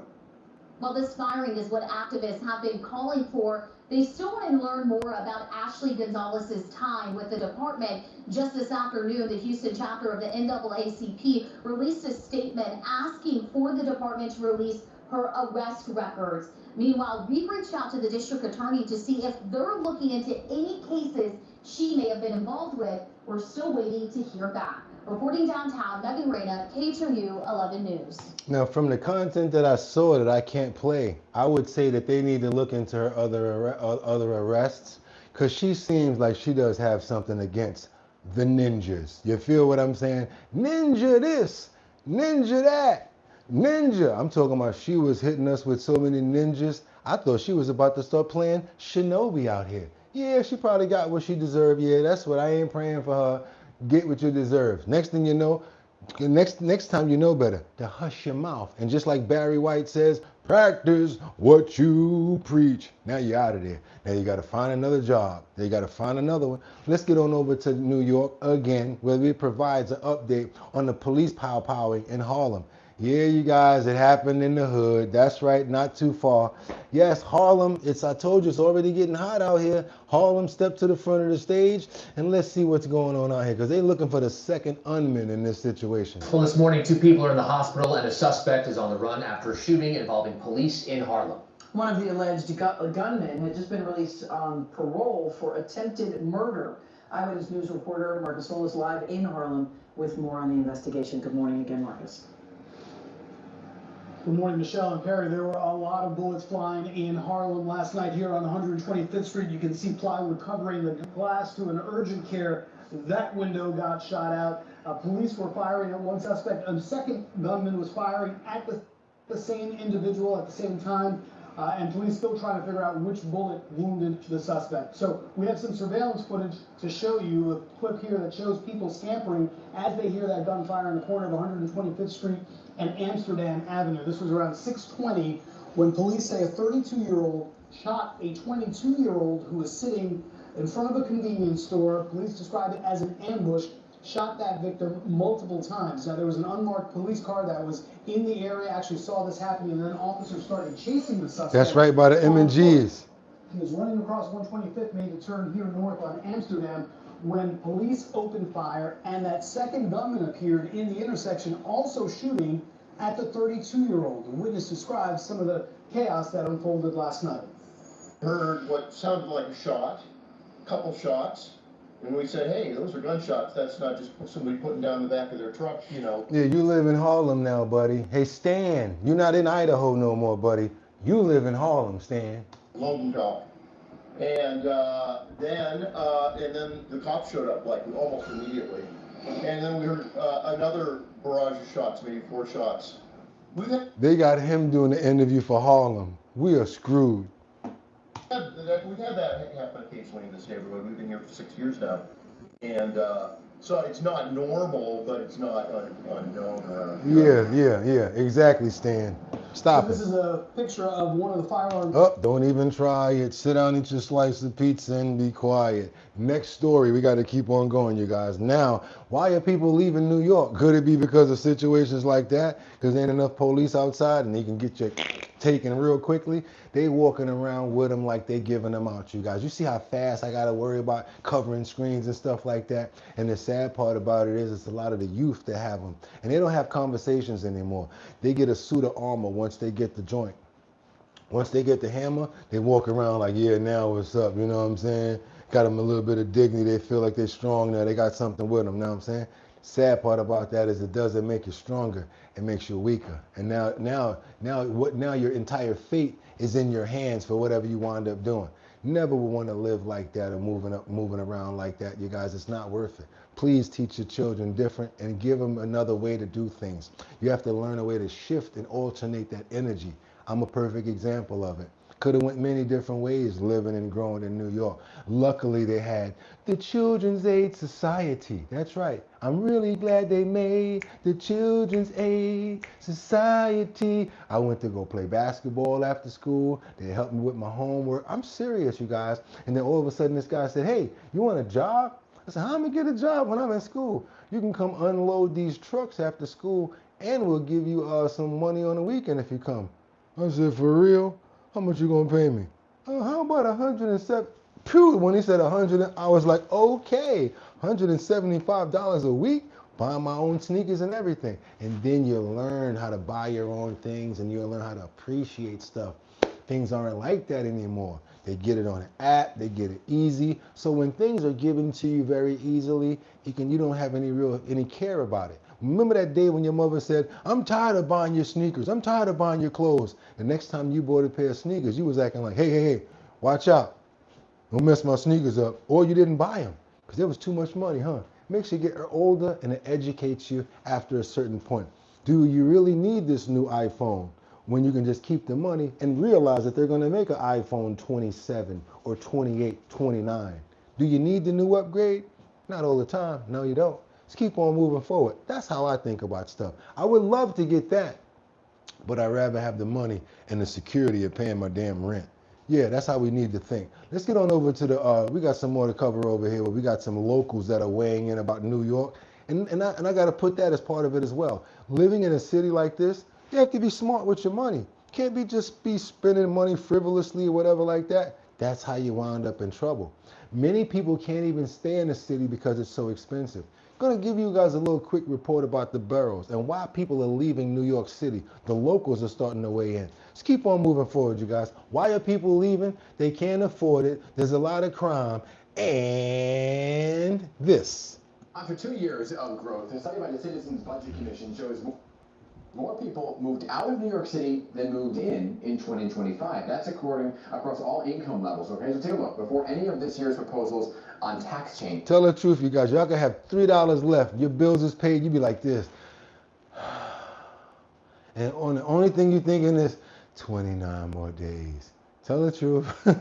Especially if you're the one that got to do it. You're like this, 29 more days. And if you're smart, you'll get right back on it. Yeah, you know how it is, though. It's hard out here for a pimp when you're trying to save the money for the rent. Especially when you live in New York. It's real. That's why I'm so happy for the I got 5 on it. Yes, you guys, y'all keep the Our Bottom Line machine going. You sure do, because I couldn't do it without you. I tell you that. Changes. Yeah, the drop is mainly attributed to a 70% drop in international migration. Guevara hitting the streets to ask you to pop off about why you would leave or stay in the city.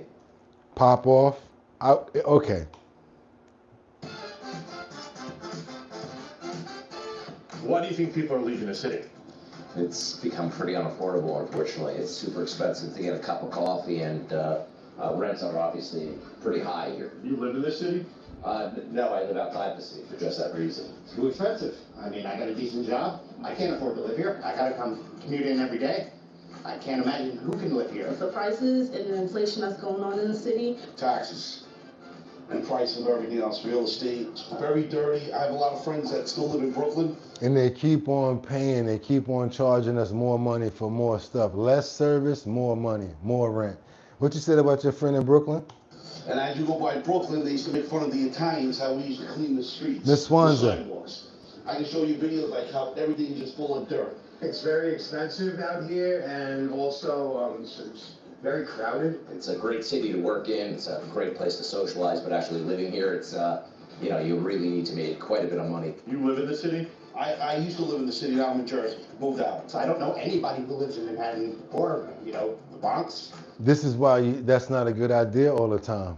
Yeah, you might get less rent, but now you're gonna lose it in the travel time, and you're gonna lose it in the travel cost. So yeah, moving to Jersey or out of boroughs, it might be a little bit better, but you're definitely gonna have a whole bunch of travel time in getting here if you gotta go to work. And that's probably the only thing that you'll trade. Also like the convenience of stores and things like that. Like you could walk outside right now and go right to a corner store. But yeah, you can also walk right into some more because everybody's out there too. Much more activity in the city, less activity out of outer boroughs. So you pay for where you stay. You pay more now. Queens, y'all come to Jersey, Long Island, Staten Island? What do you think the city needs to do to get people to come back? Build. I mean, Ben Monzoni's talking about it. That's all they can do. Where? They're doing some work around trying to make childcare more affordable for some of the families and take on childcare. It feels like there's no more middle class. It feels like there's either poor or rich. There you Have you go. thought about leaving? There you go. Sometimes, but I'm like, I like to embrace it. Like, I feel like if I was placed somewhere else, I wouldn't like it. More because I'm a city person. If I went to, like, I've been in Georgia too, see family. It's cool, but it doesn't feel the same as me being here. I ain't even gonna lie, I moved to Texas for a little while, you guys. I moved to Texas. I ain't gonna even hold you. I was in Texas for like a year, right? And I was in the backyard one day, and I heard a song in the kitchen. It was Alicia Keys. Yes, this is the one. And that New York, concrete jungle where dreams are made of. I was in the backyard. I was like this. I want to go home. I ain't even gonna lie.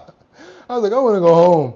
I know it's rough out here, but you guys know how it is. It's like you hate it or love it, the underdog's on top. And I'm going ground. Yes, you know you hate it. It's a rough city, but you know what you come here for. The nostalgia. You come here for the nightlife. You come here for that. But you guys, I don't know about living here that much because it's very expensive. 1 bedroom, $2,000, $3,000. Where they do that at? And not only that, you know what they try to tell you in New York now? Let's see, who are we going to talk to right now? Let's talk to Jack. We're going to holler at Liberty and Justice and Teddy Marcel real quick. Andrews, you can come on up to Celeste if y'all ready for this. Or 55, come on. Check this out, Sam Champion as well. Okay, y'all ready for this? Do you know how much money you have to make to get an apartment in New York? Anybody know the answer? Please tell me right now. Do you know what they tell you as far as your credit is concerned, or what your credit score has to be, or what you have to be able to make every year? Let's say to get an apartment that's $3,200 a month. What do they tell you you have to earn in order to have that, in order to get that apartment? You guys have any idea? I'm gonna try to get some answers from you guys. Nope, triple, that's wrong. 70,000 almost. 80,000, no. 250, Angels. Angels. No. You know what they tell you in New York? 40. Where they do that at? 40 times the rent. Think I'm lying, look it up. Yeah, you got to make 40 times the rent most of the times to get somewhere to stay. So if your rent is like, let's say, $2,500 a month, you better be grossing at least about, they want you to be grossing or have the credit for at least about, what's that, $220,000 or maybe $210,000 you have to be earning just to get that apartment. And that's only going to be for a 1-bedroom or a studio. That's going to be like for this size room right here, we're talking $2,500. We're talking about this amount of square feet. That's the bathroom. That's the kitchen right there. And this my bed. Yeah, that's what we're talking about. Small as hell. Yeah, you need a cosigner. There you go. You always need a cosigner in New York. You always got to have a Exactly. How, Sam Champion? Because when I go in front of the real estate agent and I'm saying, hey, how you doing? And I'm like, how much is the apartment? And they say, yeah, but we got to make 40 times the rent. And I'm like, who's going to be able to live there? A doctor? And then this is always my summation. Who's going to be able to live there? A doctor? And why would a doctor want to live there if he's making 40 times the rent? So I don't understand what the hook and joke is or whatever like that. I don't know what the deal is, but I'm going to tell you on top of that, the maraschino cherry is, try to find a place to live now. Try to find a place. It's hard. It is almost impossible. And a 1-bedroom, we're talking at least about $2,700 or $2,800. Where are they paying that at? Okay, let's keep on going. We got to keep on moving forward to some people that are about to get kicked out because of the vouchers they're running out. And you got Mom Dami, na easy supercat, na use a dam dami, na easy supercat, na use a dam dami, who's now our mayor, who's talking about affordable housing, right? Check out what's about to happen, because on the other side of it, we're losing money like crazy, right? We're bleeding out. So the fact that we're bleeding out, now that means that we can't afford certain programs. And certain ones of those programs have to do with vouchers. Here, they are part of a housing voucher program, and the funds are running out years ahead of schedule. So now they're scrambling to find new places to live while we're in the middle of a housing crisis. Investigative reporter Dan Krauss shows us why finding these new homes won't be easy. It is draining. It is traumatizing. LaShawn Smith, a mother of 2 in Brooklyn, worries she's not going to have a place to live. I got an email and it dropped, and I saw the NYCHA logo. I nearly fell to the floor. This email saying the emergency housing voucher she has been receiving to help pay her rent will be suddenly ending this year. Congress created the vouchers through the American Rescue Plan Act of 2021. Now, if they come after Section 8 like this, we got a problem. But it has run out of money 4 years earlier than expected. Everybody on a voucher is not getting their voucher for free. My rent, I spend more than NYCHA spends for me. She's one of 5,200 people in the New York City area alone that will be losing their vouchers. The email from NYCHA, who administers the federal program locally, says it's working to find alternative subsidized housing options, and voucher holders must fill out an application in NYCHA's public housing program. But there is no guarantee they will find them a place to live. My application has been in NYCHA since 2017. Since domestic violence, since abuse, I am labeled under domestic violence. So you were already on the wait list? I've been on the wait list. That's why she needed a voucher in the first place. She's been on the wait list for almost a decade. A wait list with more than 150,000 people. So where are you going to be at the list? Be honest with you, I'm on the list. I've been on that list since I was probably about, because you're supposed to get on the list because maybe they can find you something important, something affordable. I've been on that list for probably about 25 years, being honest with you. Been on the list. And the funny thing is they'll call you out of nowhere. Hey, we got these apartments available over here. And you're like, what's this from? Yeah, you signed up to be on the list. I'm like, for real? Yeah, so you never know when they're going to call you. But then who wants to live like that? So you know what I did? I pioneered my own and staked my own flag in my own land, because that's what you got to do. And now I'm not calling nobody out on this right here, you guys, but after a certain amount of time with the government helping you out, you should be able to gain your footing. You should be able to actually be self-sustainable and be able to take care of yourself. We talked about one side of it. Let's talk about the other side. Maybe not in this city, but maybe in another city. Sometimes you may have to pick up and go somewhere else where it may be easier for you. I've thought about that in the past. Wow, Boogotti, imagine you in South Carolina. Imagine you in this place. You take over that place. In reality, I probably would be able to do a lot of things that other people wouldn't do, but I still miss home. But so what you got to do is you got to take the good with the bad. So you're either going to stay here and stick it out, or you're going to go somewhere else and try to start all over again. A lot of people do not want to leave the cities that they're in. They've already got the medical doctors that they're used to. They've already got their insurance and things set up. So there's a couple of little things that are also added to that too. Also, there's security. You know a couple of people. You go to a whole nother state, you don't know anybody, now you're really screwed. So it's a lot that goes along with just picking up and moving. You can't just think that way. And a lot of people just don't got the mucha. They don't got the dough to do it. So we got to just be real about it. This doesn't just go for New York, Baltimore, Los Angeles, down south in Miami and California. It goes on. It has to do it all over the world now because the price of real estate is increasing everywhere. Why?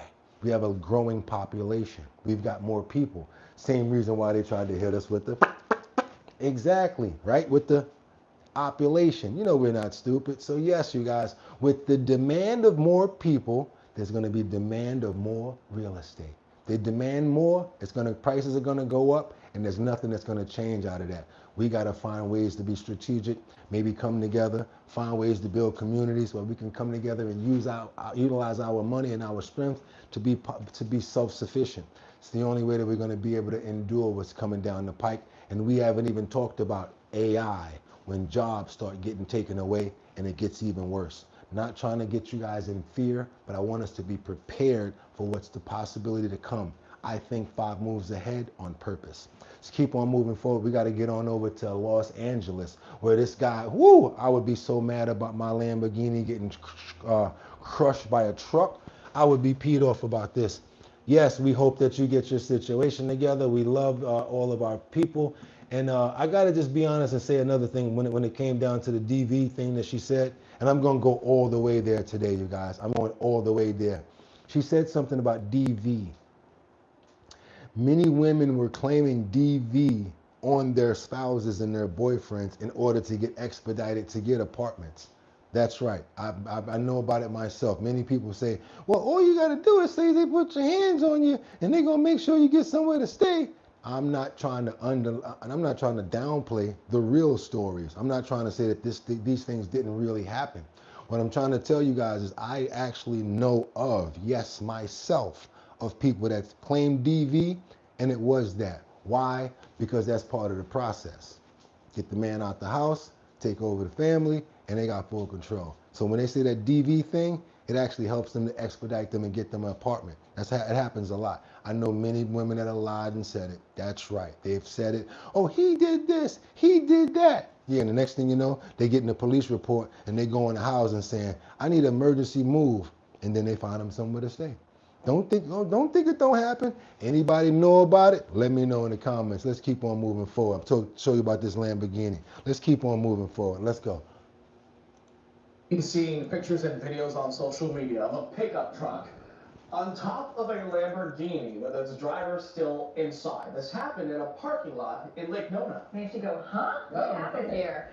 Thank you, 55, for telling the truth. Thanks for the likes reminder. And she says, yes, I know someone too. Yeah, because they play on that. My bad. Audrey said, I know someone too. It's unfortunate. Patrick Oh, yeah. spoke with that Lambo's owner about this close call. He joins us now live. And Patrick, how's that guy doing? Well, Lindsay, thankfully this guy is doing okay, but he says if it wasn't for the axle of that big pickup truck that he stuck here at the pillar of his windshield, he believes that this story may have had a different ending. This is not what Ramon Ferrer was expecting would happen while trying to find a parking space outside his gym. I would be so angry somebody roll up on my Porsche, my Ferrari, Lamborghini like that, but he lucky he ain't get worse. She never saw me, so she just ran through me. Ramon says he had just moments to react as he saw this pickup truck coming his way.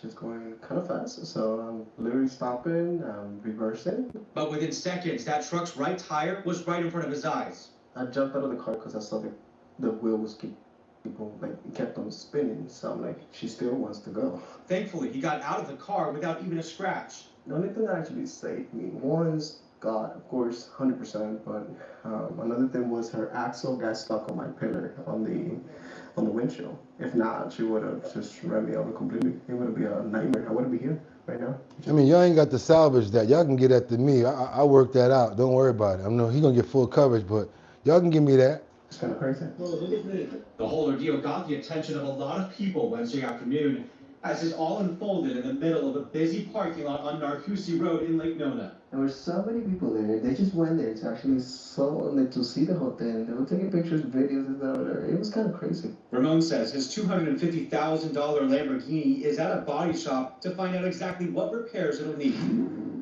Moving forward, he plans to be even more careful when navigating crowded parking lots. I don't know how you can miss a whole car. Because I mean, I'm slammed through. I don't know, because it's a Lamborghini, but I mean, still a car. How can you miss a whole car? I know one thing, he's being real calm about it. He must have some situations going on with that pitted April. Y'all saw that watch too, right? Yeah, so he ain't really hurting for nothing. He's like, yeah, I'm gonna just get it fixed. I probably got 2 other ones that you guys don't even know about, right? Must be nice. Wonder what kind of business he in. He probably got 40 times the rent. He got 40 times the rent. But why the hell would you want an apartment? That's what I be thinking, like when they say that, 40 times the rent. What? Who's gonna pay for this? Yeah, y'all, they tripping in New York when they come down to that rent. Yeah, you guys, let's get on over to Oklahoma. We got an apocalyptic serious situation right now where footage is going to show you guys that something's out of a plane right now. Imagine you in a plane and you see this going on.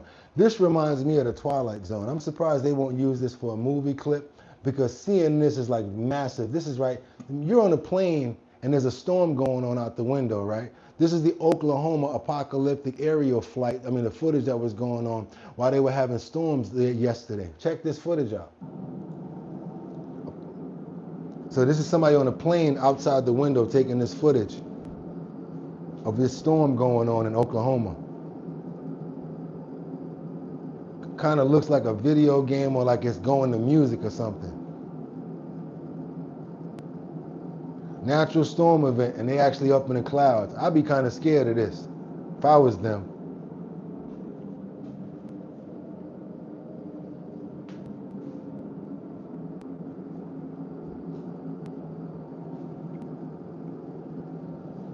Yeah, you know we go everywhere. We cover all types of stuff. That's right, everywhere. Oklahoma in the sky, over the air, seeing what's going on with that. We do that too. We going everywhere, you guys. 20 more likes. Can we get to 200? Somebody's saying, who's that? Liberty and Justice?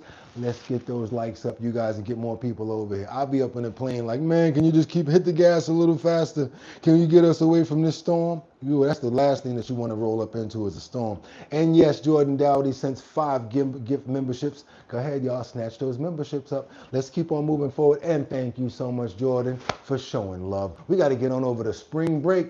Y'all know how it was in spring break. How many people went to Cancun or Miami back in the day when it was time to go to spring break? I want to see some thumbs up right here. Y'all remember the days. You can't get mad at these kids for everything that they're doing now. If you ever went to Miami, Cancun, or anywhere for spring break, give me a thumbs up. Give me a thumbs up. Anybody ever, where did you go for spring break when you were a kid? I remember the first time I went to Miami. Woo, I loved it. Oh man, I went so many times I didn't even know what to do. How many people been out for spring break? How many of you guys, come on now. I know you guys are probably a native now and you say, I don't want to go out there during the week when it's spring break. I'll wait till a week after, then I go out. That's when I used to go with all the natives. That's when all the good stuff is really happening. Driving in California, Route 66 tornado on the horizon. I couldn't drive fast enough. I could drive fast enough. Daytona Beach, nowhere, we're broke. I went North Vancouver Island. Okay, Vegas. Let's go, Justin. We were home and poor. Avoid trouble at all costs. I'm too old. I'm talking about back in the day when you was young. There you go. I lived in Miami, says Money Tree. Never went anywhere for spring break. No, Terry, you need to do it. There you go, Miami Dirty Dog. You know what I'm talking about. I didn't travel. Mexico, mountains, hillbillies, love Myrtle Beach. Hillbillies love Myrtle Beach, South Carolina. That's where my mother's from, Florence. My mama from Florence. There you go, y'all. Kendra Walker, sound good. Too old for spring break. I'm talking about back in the day when you was young. I see a whole bunch of people over here talking about Miami, Florida. I see it. I see it. Used to go to Albany as a kid. Albany? Albany? Okay, I still love you, but Albany? What you doing up in Albany? Going to look at the flag or something? Okay. What else? Who else we got? Miami. Never been anywhere for spring break. Never went. What's the best way to stay out of trouble and not be there? Baltimore. Okay, well, you guys can do your own spring break breakaways. You need a break. Trust me. That's when I go on my vacation during spring break. Well, I used to. Okay, we got a couple of thumbs up. We got a lot of thumbs down. But you guys, y'all make sure that when you do go on spring break, y'all don't be acting like these kids out here because they about to get sued. The sheriff is not playing. He's filing a lawsuit against the Daytona Beach Spring Breakers for promoting a party, making over $100,000, messing up people's property, all sorts of crazy stuff. Let's see. Fox 35 News. But it's spring. And breaking right now, new details in a Fox 35 investigation. But it's, County Sheriff is taking. I'm sorry, you guys. I'm sorry. And breaking right now, new details in a Fox. I'm sorry about that, you guys. Let me get that back for you. I want you guys to see what's going on in there. And I'm sorry. I must have hit the wrong button. Spring break? Okay, hold on a minute. Sorry about that, you guys.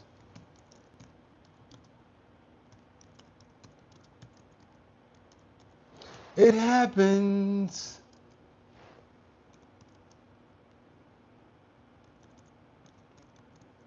For spring break. Let's get back on to that.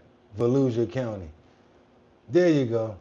We are going to come and get you. Right now, we're coming civilly for everything you got. We're in Daytona Beach where the Volusia Sheriff and several businesses here have filed major lawsuits against two promoters they say were promoting the social media fueled, unsanctioned, unpermitted events over spring break that led to chaos on the beach, several arrests and multiple shootings. The lawsuits range from about $75,000 to $100,000 each. The sheriff says he wants to get money back. Look like ants. For extra deputy resources used. The businesses say they lost a ton of money during the event. They cite property damage, cleanup costs, and reputational harm. Now, 7 lawsuits have been filed so far, but attorney Aaron Delgado tells us that he's still working on some for other businesses like major corporations like the Hilton Resort here. He says at the end they think 10 to 15 businesses will have filed lawsuits against these promoters. In the future, I'm hopeful we're going to be able to come after you criminally after working with the state attorney in a legislative session.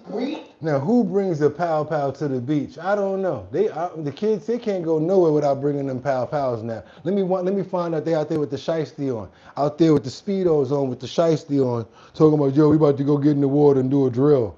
Man, listen, y'all need to put them hammers down, man. Y'all need to really chill out with that. You can't even go to spring break without something happening. Come on now. It's called spring break. It's a break from the nonsense for a reason. Hope nobody got hurt out there in that situation. Feeling sorry for the people that got their properties damaged, and hopefully they get some closure for that and get paid back for the damages. I don't know how, but they said that they're gonna sue the promoters because the promoters made about $120,000 off the events that they did without permits, and they were not licensed to have an event going on as well. Keep on moving forward, you guys. Let's go. We got to get on over to Florida because police say that road rage, oh yeah, in Florida, road rage played a part in the FedEx employee pow-powing. Road rage, we talked about it yesterday, you guys. Sometimes you just let it go. Let it go. You don't always have to fight every battle, you guys, and sometimes you're saving yourself more than the other person. And think of it like this. I used to be like that. You don't always have to fight every fight. You don't have to fight every single fight. Your heart is not built for that. We talked about that yesterday. Calmate. Hello suave. Take it easy. Seeing new details in a deadly FedEx shooting in Riviera Beach, and investigators say it may have started as road rage on the Treasure Coast. CBS 12 Treasure Coast reporter Jack Wu is live in Port St. Lucie with those new details tonight. Jack? Investigators say the suspect's car was spotted on the corner of Bayshore Boulevard and Port St. Lucie Boulevard, where I'm standing right now. A new report details how the deadly encounter unraveled, starting right here on the Treasure Coast. A FedEx driver shot and killed after what investigators describe as an apparent road rage incident. A newly released police report says Nathaniel Padgett was driving from Port St. Lucie to a FedEx hub in Riviera Beach when the suspect, 24-year-old Tyler Vidro, began following him near the Florida Turnpike. The report says Padgett tried to avoid a confrontation, but Vidro continued following him south. He dropped off his FedEx truck, got into his personal vehicle, and was still followed, stalked, and dogged by the suspect. Surveillance video shows Vidro following Padgett into the FedEx facility where investigators say he confronted him. The report says Padgett tried to leave the area, but Vidro followed again. According to the police, that's when Vidro opened fire, shooting Padgett multiple times. Padgett's wife, who was with him, called 911. Officers later found multiple shell casings at the scene and arrested Vidro a short time later.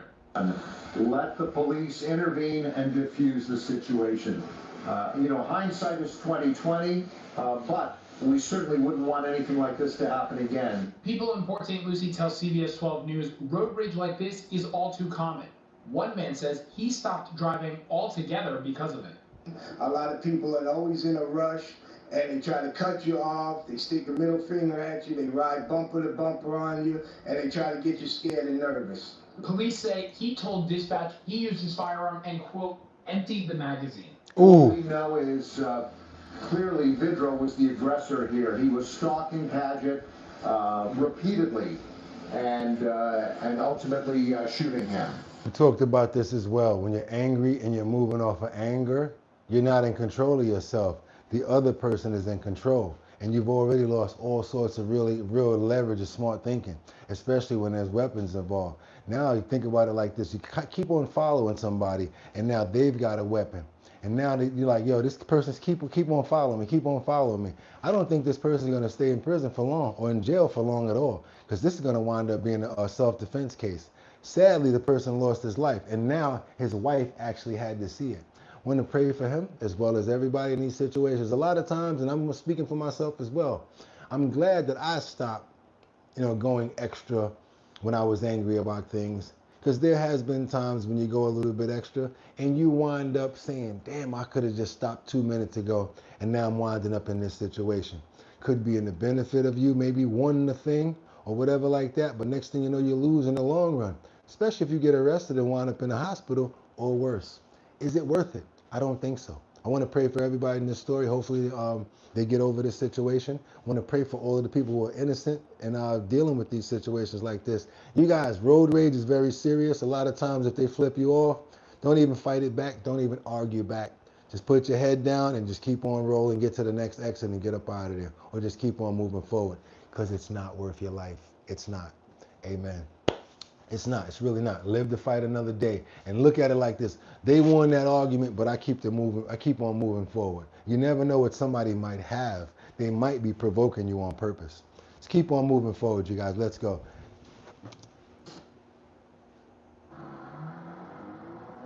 The report also says that Padgett approached Vidro's vehicle with a concrete block, but investigators say the evidence does not support a stand your ground defense in this case. Vidro is now facing murder and stalking charges. Reporting live in Port St. Lucie, I'm Jack Wu, CBS 12 News. Yeah, they got that stand your ground law out there in Miami as well. Well, in Florida. So yeah, that's like the Trayvon Martin in different situations like that. Woo! Yeah, let's go, you guys. We got to keep on moving forward. Let me see. Oh my God, this bakery situation right here. Why? Let's go. We got to get on. What, San Jose? Where's San Jose? That's in Los Angeles. Let's get on to California. Call them out there. That's what I want to say, you guys. We got to calm down. It's not you. It's the people that are out there. All I'm trying to say is don't try to fight against them. Even on the road, you can be the best driver that you want to be, but they can probably be driving crazy. That's why I always tell you guys, be careful and always keep your eyes on the road. You could be a good driver. Happened to me many times. I'm riding my motorcycle, and it's even worse when you're on a motorcycle because it's just your body against the vehicles out there. So you have to really be on point when you're driving a motorcycle. That's why I'm extra on point when it comes down to driving. You can be an excellent driver. You ever had that person that just not knowing what they're doing? You're like, yo, what the hell is wrong with you? I'm lucky I was paying attention. Exactly. Does not always have to be you guys. It could be someone else. And person that asked me, the bee stays in the lot. We keep the bee in the lot with a cover on him. Even during the accident, even when we was going through all of this right here, we keep the bee in the lot not too far from where I'm at, and we cover him up to make sure that he's protected because we love the colors. That's right. I remember somebody just asked that question, and I don't want to leave you without answering your question. Let's get on over to San Jose Bakery. We got a suspect who's been arrested. Watch your head. That's right. Inside the bakery. Now, how you mad at the people in the bakery? For real? You gonna start knocking stuff over and going crazy in the bakery? Come on, y'all. Yeah, we got some more rage going on in the San Jose Bakery. What, they ain't put enough sugar in your Bustelo? San Jose police announced the arrest of a man who they say terrorized workers and customers at a longtime bakery just before the holidays last year, and it was all caught on video, and the suspect was recently located halfway across the country in the state of Arkansas. Got him. KTV's South Bay reporter Mark Sayre has the story from San Jose. Got him. Peter's Bakery has been a staple on Alum Rock Avenue in East San Jose for 90 years. First established in 1936, customer Sheila Vamel says she has been coming here for nearly her entire life. It tastes good. They make good product, you know, and everybody loves it. There's nothing, I've never had a bad cake from here. But now, 44-year-old Eugene Morgan is under arrest for a rampage at the bakery, which occurred on December 17th of 2025. It was all caught on security video as the person identified as Morgan began to damage items inside the business after employees declined to purchase some products that he was apparently trying to sell. A customer who was inside at the time was also assaulted when she was trying to record the incident. The suspect fled the scene prior to police arrival. An adult female victim received medical attention on site. San Jose police say detectives were aware that Morgan may have been in Arkansas, but it was a chance arrest on unrelated trespassing charges when Arkansas authorities discovered the outstanding warrant from San Jose. No matter where you can flee out of city, in this case out of state. We are able to find you and hold you accountable and make sure you come back to face the consequences. In a statement, Kat Peters, the owner of the bakery, said, "This situation has always been about much more than a single small business or a specific individual. It is about the fundamental safety of every community member, patron, and neighbor who shares our public spaces. Our deepest hope now is that the district attorney's office and the judges will do their part in the next steps of this process. It is crucial for the safety of our entire community that..." He'll get a fine, a smack on the wrist, and some probably probation or whatever like that. I'm sorry to bust your bubble, you guys, but there was no harm, nobody got hurt. That's what they always say. Anybody got hurt? Any weapons? Anything like that, he's gonna get a fine and probably maybe like some probation or maybe some much needed, what? Anger management. Give him about 70 hours of anger management so that he don't snap out like that. Luckily, he didn't take it too far. Let's keep on moving forward. Now we got to get on over to JetBlue. Did you guys that know that JetBlue, if you ever flew with them, they were using your information and private data information to fix ticket prices? Yeah, check this out. I don't know if there's a class action case that's coming up along with this, but normally there is when something like this happens, especially when they find out something like this has affected so many people. Getting sued now over allegedly JetBlue is getting sued now over allegedly collecting customers' personal data without their consent and then using it to set ticket prices. According to the complaint, the airline is manipulating prices in real time, using things like your search history to, quote, make as much money as they can on fares. The lawsuit says the airline even admitted to doing it on social media, citing this exchange on X, where the plaintiff wrote to JetBlue's customer service account about the high prices he was trying to see when trying to book a last-minute flight for a funeral, saying a $230 price increase is, quote, crazy. The rep responded telling him to clear his cookies or use an incognito window. The airline later ended up deleting that response, according to the lawsuit. So what does this mean? That means if you have a JetBlue account and you got information where you're going to fly looking for stuff, now they're looking at how much you're willing to spend so that the next time they give you offers, it stays in that price range so that they don't lose the money that they know that what you're willing to spend up to. They're not going to give you lower deals when you're already willing to spend $270 or $280. That's why the agent made a mistake and said, clear your cookies, clear the history. This way they can't go back and search it. Think about it like this. They own the platform. They own the website. They own YouTube. So, you know what I'm saying? Even when they make a mistake, they can blame you for it and use it against you. Not anybody we're talking about around here, nothing like that. We're talking about JetBlue. Y'all know what I'm talking about. Yeah, double tap that screen to get those likes up. It happens like that when you're in their system. when you're a part of their walls and their floors. They can control the show. So you got to perform a certain way. Yeah, even if they want to steal your information. Ain't this crazy? Let's go. Aaron McLaughlin is following this story for us. So that's basically the customer service rep admitting that they're using their search history to set prices.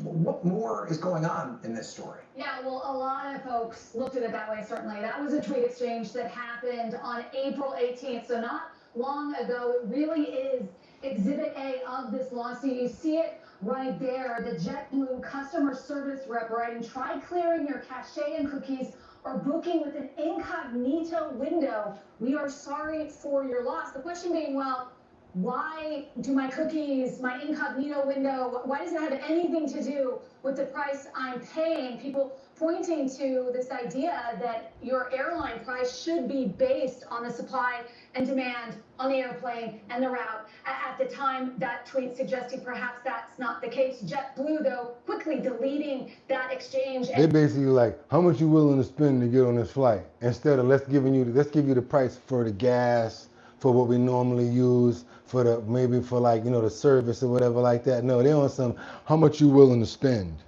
I mean, that's how they want to hustle. That's how they want to hustle. It's up to us to figure out what they're up to, and we got to be nimble around it. That's right, you guys. If y'all appreciate that story, because you wasn't going to hear it from nobody else. And guess what? Do you think that they're the only airline or company or website or social network that might be doing the same thing with your information? I don't know. You guys, I don't know. But we over here, Our Bottom Line, we bring you stories like that, trending topics, current events, and much, much more every single day, especially on Purple Sunday. We got to keep it moving because you guys know where we at. If you're still here, guess where you just made it to? Guess where you just made it to? That's right, the health and wellness section. And it's time, you guys, because we haven't showed our green thumbs in a little while. I'm about to go get my babies in a minute so I can show off. And today, myself, I got to go get some pots right after the show. And we're going to be doing some rehousing because those babies are getting so big. That's right, you guys. I'm about to have me some basil. I'm about to have me some, what I got in there growing right now, some cherry tomatoes.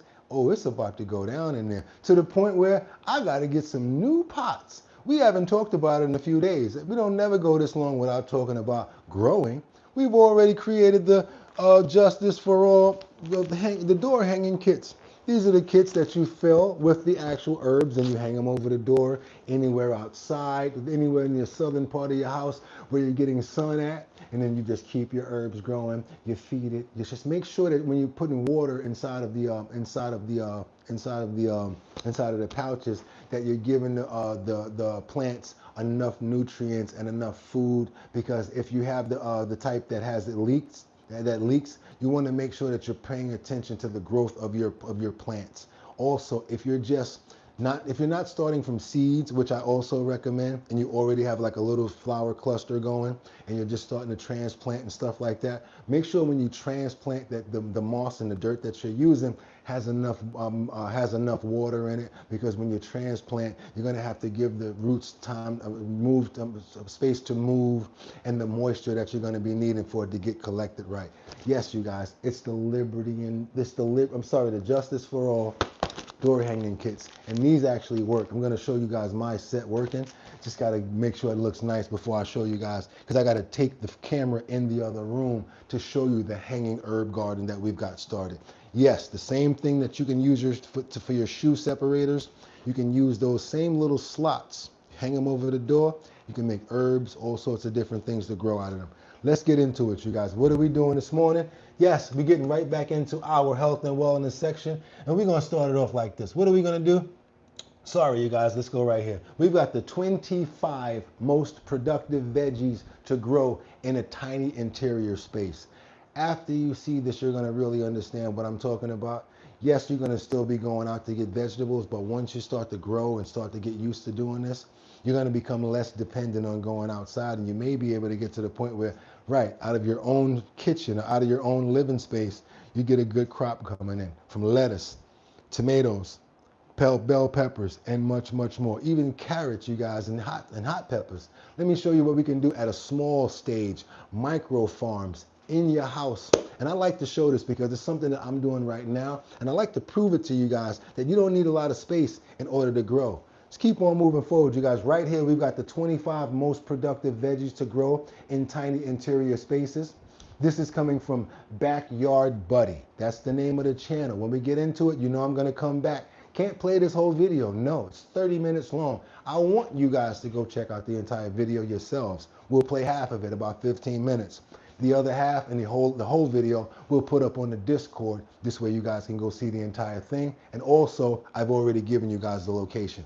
So without any further ado, I don't want to hold you guys up any longer on Purple Sunday. The 25 most productive veggies to grow in tiny interior spaces, starting with lettuce, custom built interior growing kits, and much more. Let's get into it, you guys. It's our health and wellness section. Let's get it. Have you ever looked around your apartment or small home and thought there's just no way you could grow real food in a space this tiny? Maybe you do not have a yard. Maybe your balcony is barely big enough to stand on. Or maybe you just do not have the outdoor space other gardeners seem to take for granted. I completely understand that frustration, and after growing food for over 2 decades, I can tell you that some of the most productive harvests I have ever seen came from the smallest spaces imaginable. Today, I'm sharing 25 vegetables that absolutely thrive in tiny interior spaces, even a sunny windowsill or a small shelf with a grow light. Stick around for number 20, because it is one most people overlook entirely. Let's get that lettuce. I've got a bonus tip at the end that is going to maximize every square inch of your indoor garden. First up on our list is lettuce. And if you're going to grow just one vegetable indoors, this might be the smartest choice you can make. Lettuce is practically custom built for interior growing. It has a shallow root system, so it does not need a deep container. A pot that is just 4 to 6 inches deep works perfectly. It does not need intense light either. 4 to 6 hours of natural light from a window, or about 10 to 12 hours under a basic LED, grow light is all it takes. Loose leaf varieties are the way to go for indoor growing, because you can harvest individual leaves as soon as they are a few inches tall, and the plant just keeps producing more. Red Sales, Black-Seeded Simpson, and Buttercrunch are all fantastic choices. You can sow seeds every 2 to 3 weeks for a continuous supply, and you will be picking your first leaves in about 30 days. The flavor of... For those who have more space, you just do it in a larger capacity, and you can actually teach us some stuff. Send us some videos, send us some photos of your garden. Teach us some stuff. We're a family over here. If you can give us a fish and we eat for a day, but if you teach us how to fish, we'll eat forever. Fresh picked lettuce compared to that plastic clamshell from the store is honestly night and day. It is crisper, sweeter, and more alive. One windowsill planter box can keep you in fresh salad greens for months, and that is a pretty incredible return from a tiny space. The second vegetable I want you to grow indoors is spinach, and it is one of the most nutrient-dense foods on the planet. And it makes a good crop. Spinach is a cool season crop, which actually works in your favor indoors, because most homes stay at a comfortable temperature that spinach absolutely loves.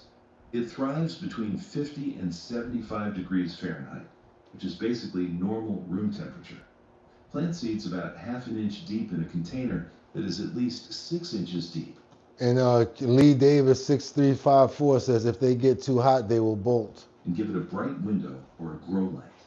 Bloomsdale, Longstanding, and Space are 2 excellent varieties for indoor growing. You can start harvesting baby spinach leaves in as little as 25 to 30 days, and mature leaves in about 40 to 50 days. Like lettuce, spinach works beautifully with the cut and come again method. Harvest the outer leaves and let the center keep producing. And certain plants that you have to transplant, remember, if some of these plants, the full crop's coming within 30 days.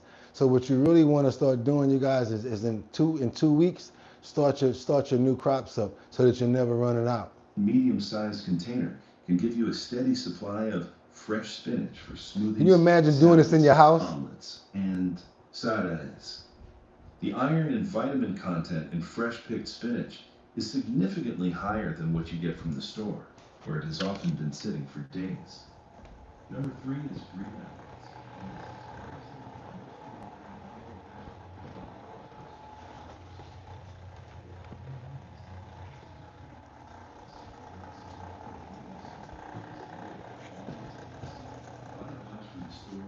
use the green tops and save the bottom inch or two with the roots attached. Pop those root ends in a glass with half an inch of water, and within 24 hours, you will see new green growth.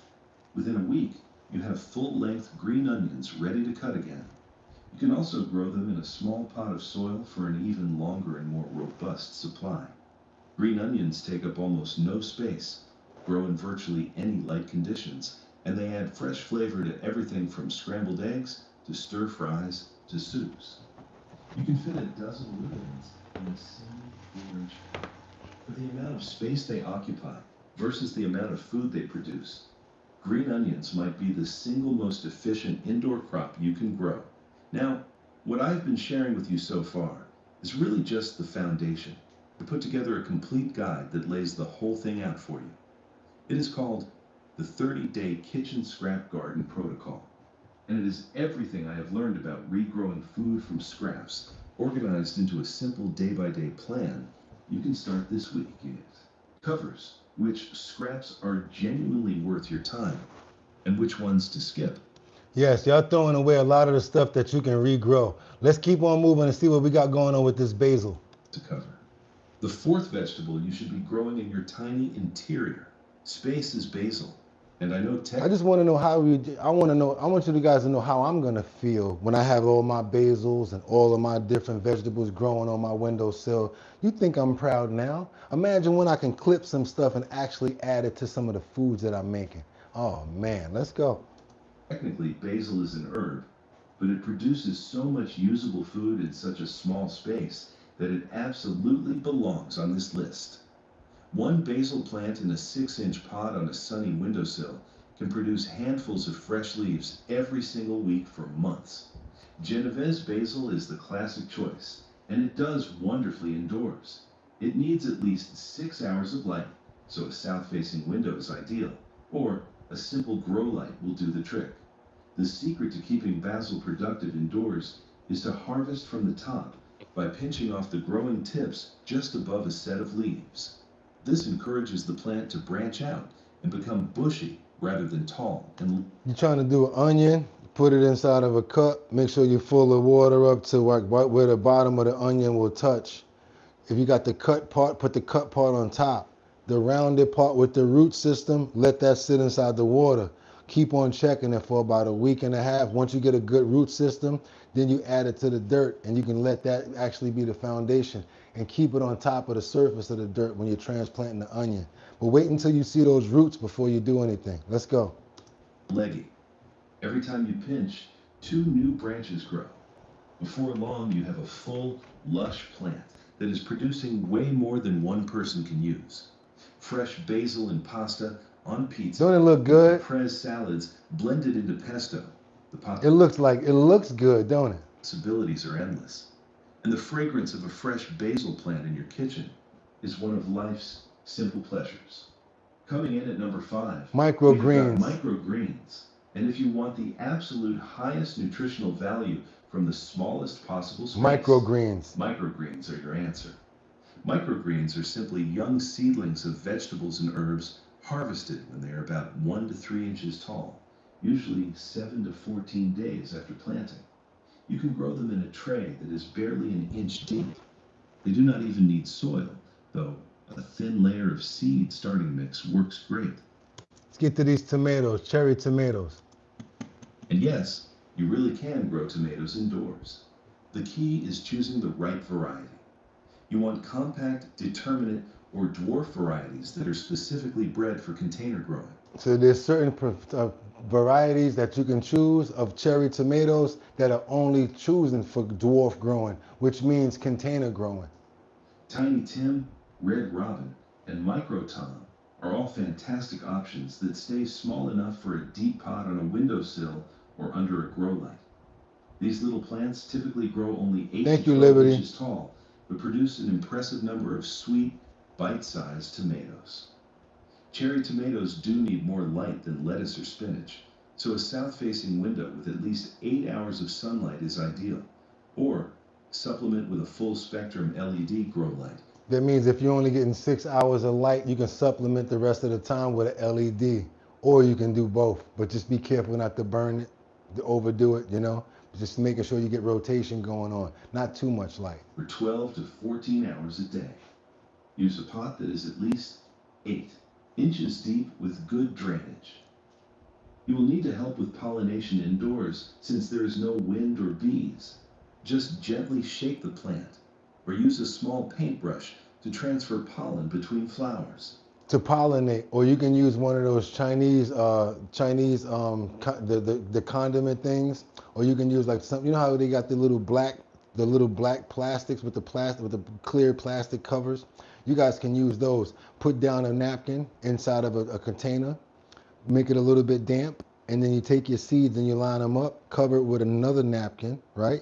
And then you put paper towel, then you put a little bit of water on that, and then you want to close that in, and you put it in somewhere that's dark so that it can germinate, and that helps the seed sprout. Once it sprouts, then you can transfer it. That's what someone was trying to explain. In about 60 to 75 days from transplanting, you will be harvesting ripe, sweet cherry tomatoes right in your living room. There is something incredibly satisfying about that. I think somebody said hot peppers. Coming up next, hot peppers. Number 7 is hot peppers. And these are actually one of the best vegetables you can grow indoors because they are naturally compact plants that do not need a lot of space to produce a serious amount of food. Hot peppers, like Thai chili, cayenne, habanero, and the tiny but mighty Tabasco pepper, all do exceptionally well in containers. A single plant in an 8-inch pot can produce dozens of peppers zero over tolerance. the course of several months. They need plenty of light, at least 8 to 10 hours. So a strong grow light or a very sunny south-facing window is a must. Keep them in a warm spot since peppers love heat, ideally between 70 and 85 degrees Fahrenheit. All I'm thinking about is if somebody come in your house and see that pepper tree, like, oh my God, she's got a pepper tree. I'm just like, yeah, I eat off of that too. Like cherry tomatoes, you will need to hand pollinate by gently tapping the flowers or using a small brush. The beautiful thing about hot peppers is that a little goes a long way in the kitchen. The plant can provide more heat and flavor than you can use, and the plants themselves are genuinely attractive with their colorful fruit hanging from compact branches. Get into these radishes. Ornamental varieties like New Mex Twilight produce peppers that change from purple to yellow to orange. The colors are beautiful. Making them as beautiful as they are productive. Very beautiful, right? The 8th vegetable on our list is radishes. And these are one of the fastest crops you can grow indoors. From seed to harvest in as little as 25 days, radishes give you that quick win that keeps you motivated. Now, this is a topsoil grow. The same way like when you're growing onions, you put the onion on top of the soil, and then once it grows, then you cover it. But even then, you don't cover it that hard. You always want to give it room to grow. Do not need a deep container either. A pot or tray that is 4 to 6 inches deep is perfect. Cherry Belle and French Breakfast are both compact varieties that do well indoors. Sow seeds about ½ inch deep and 1 inch apart. Give them bright light, keep the soil consistently moist, and before you know it, you are pulling up crisp, spicy little radishes.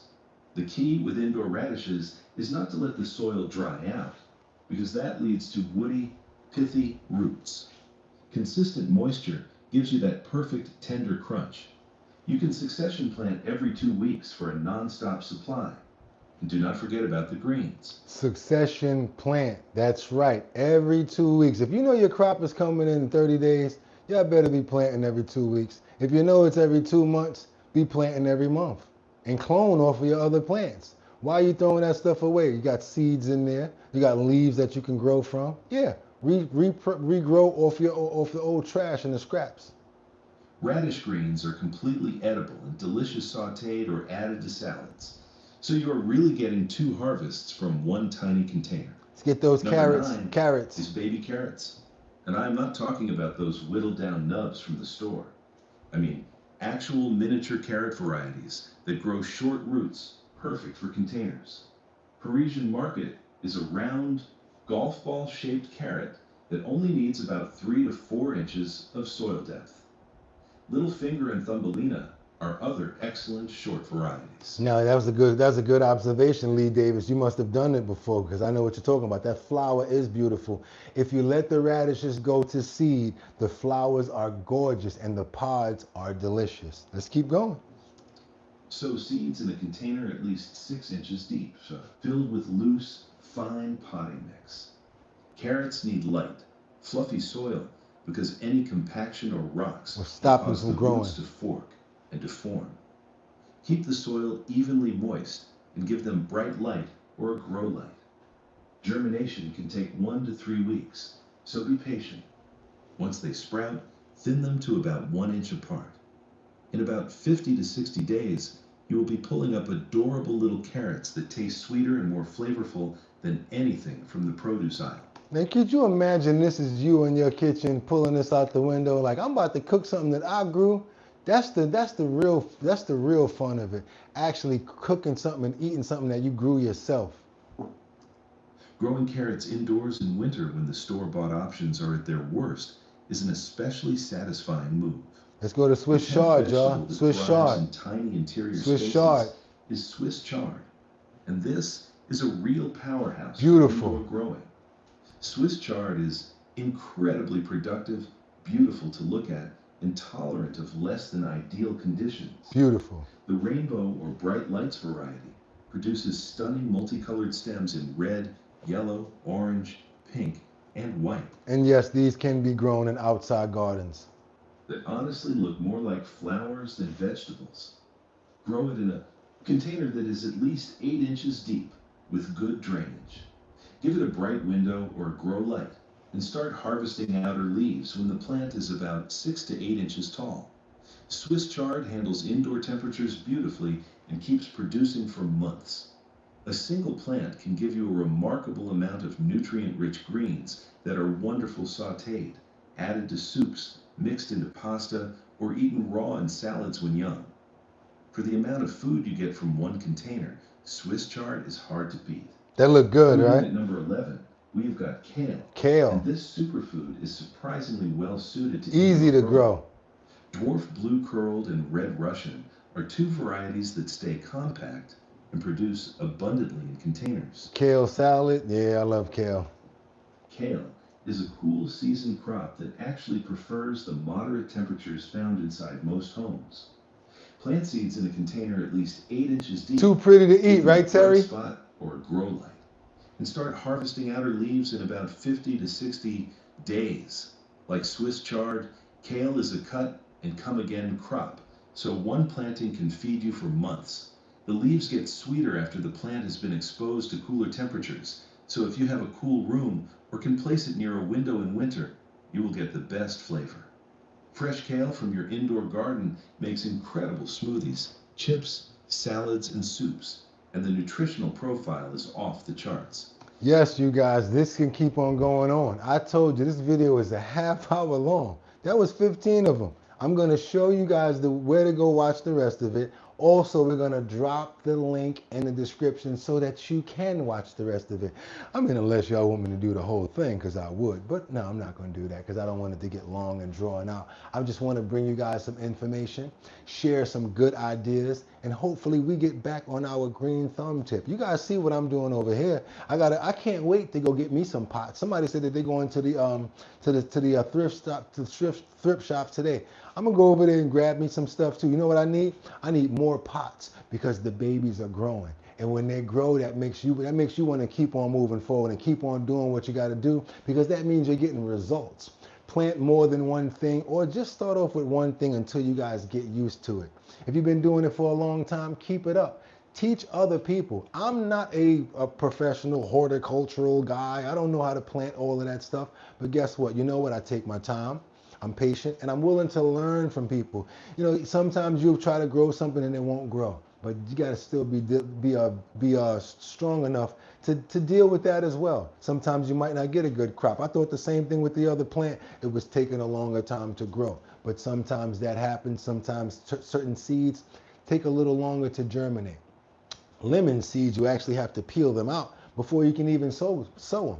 A lot of different ways and a lot of different measures. And I hear it here. You guys got a lot more information, and there's a lot more planters and people out there that really do their things. Let's say gardeners and farmers. Let's call them that.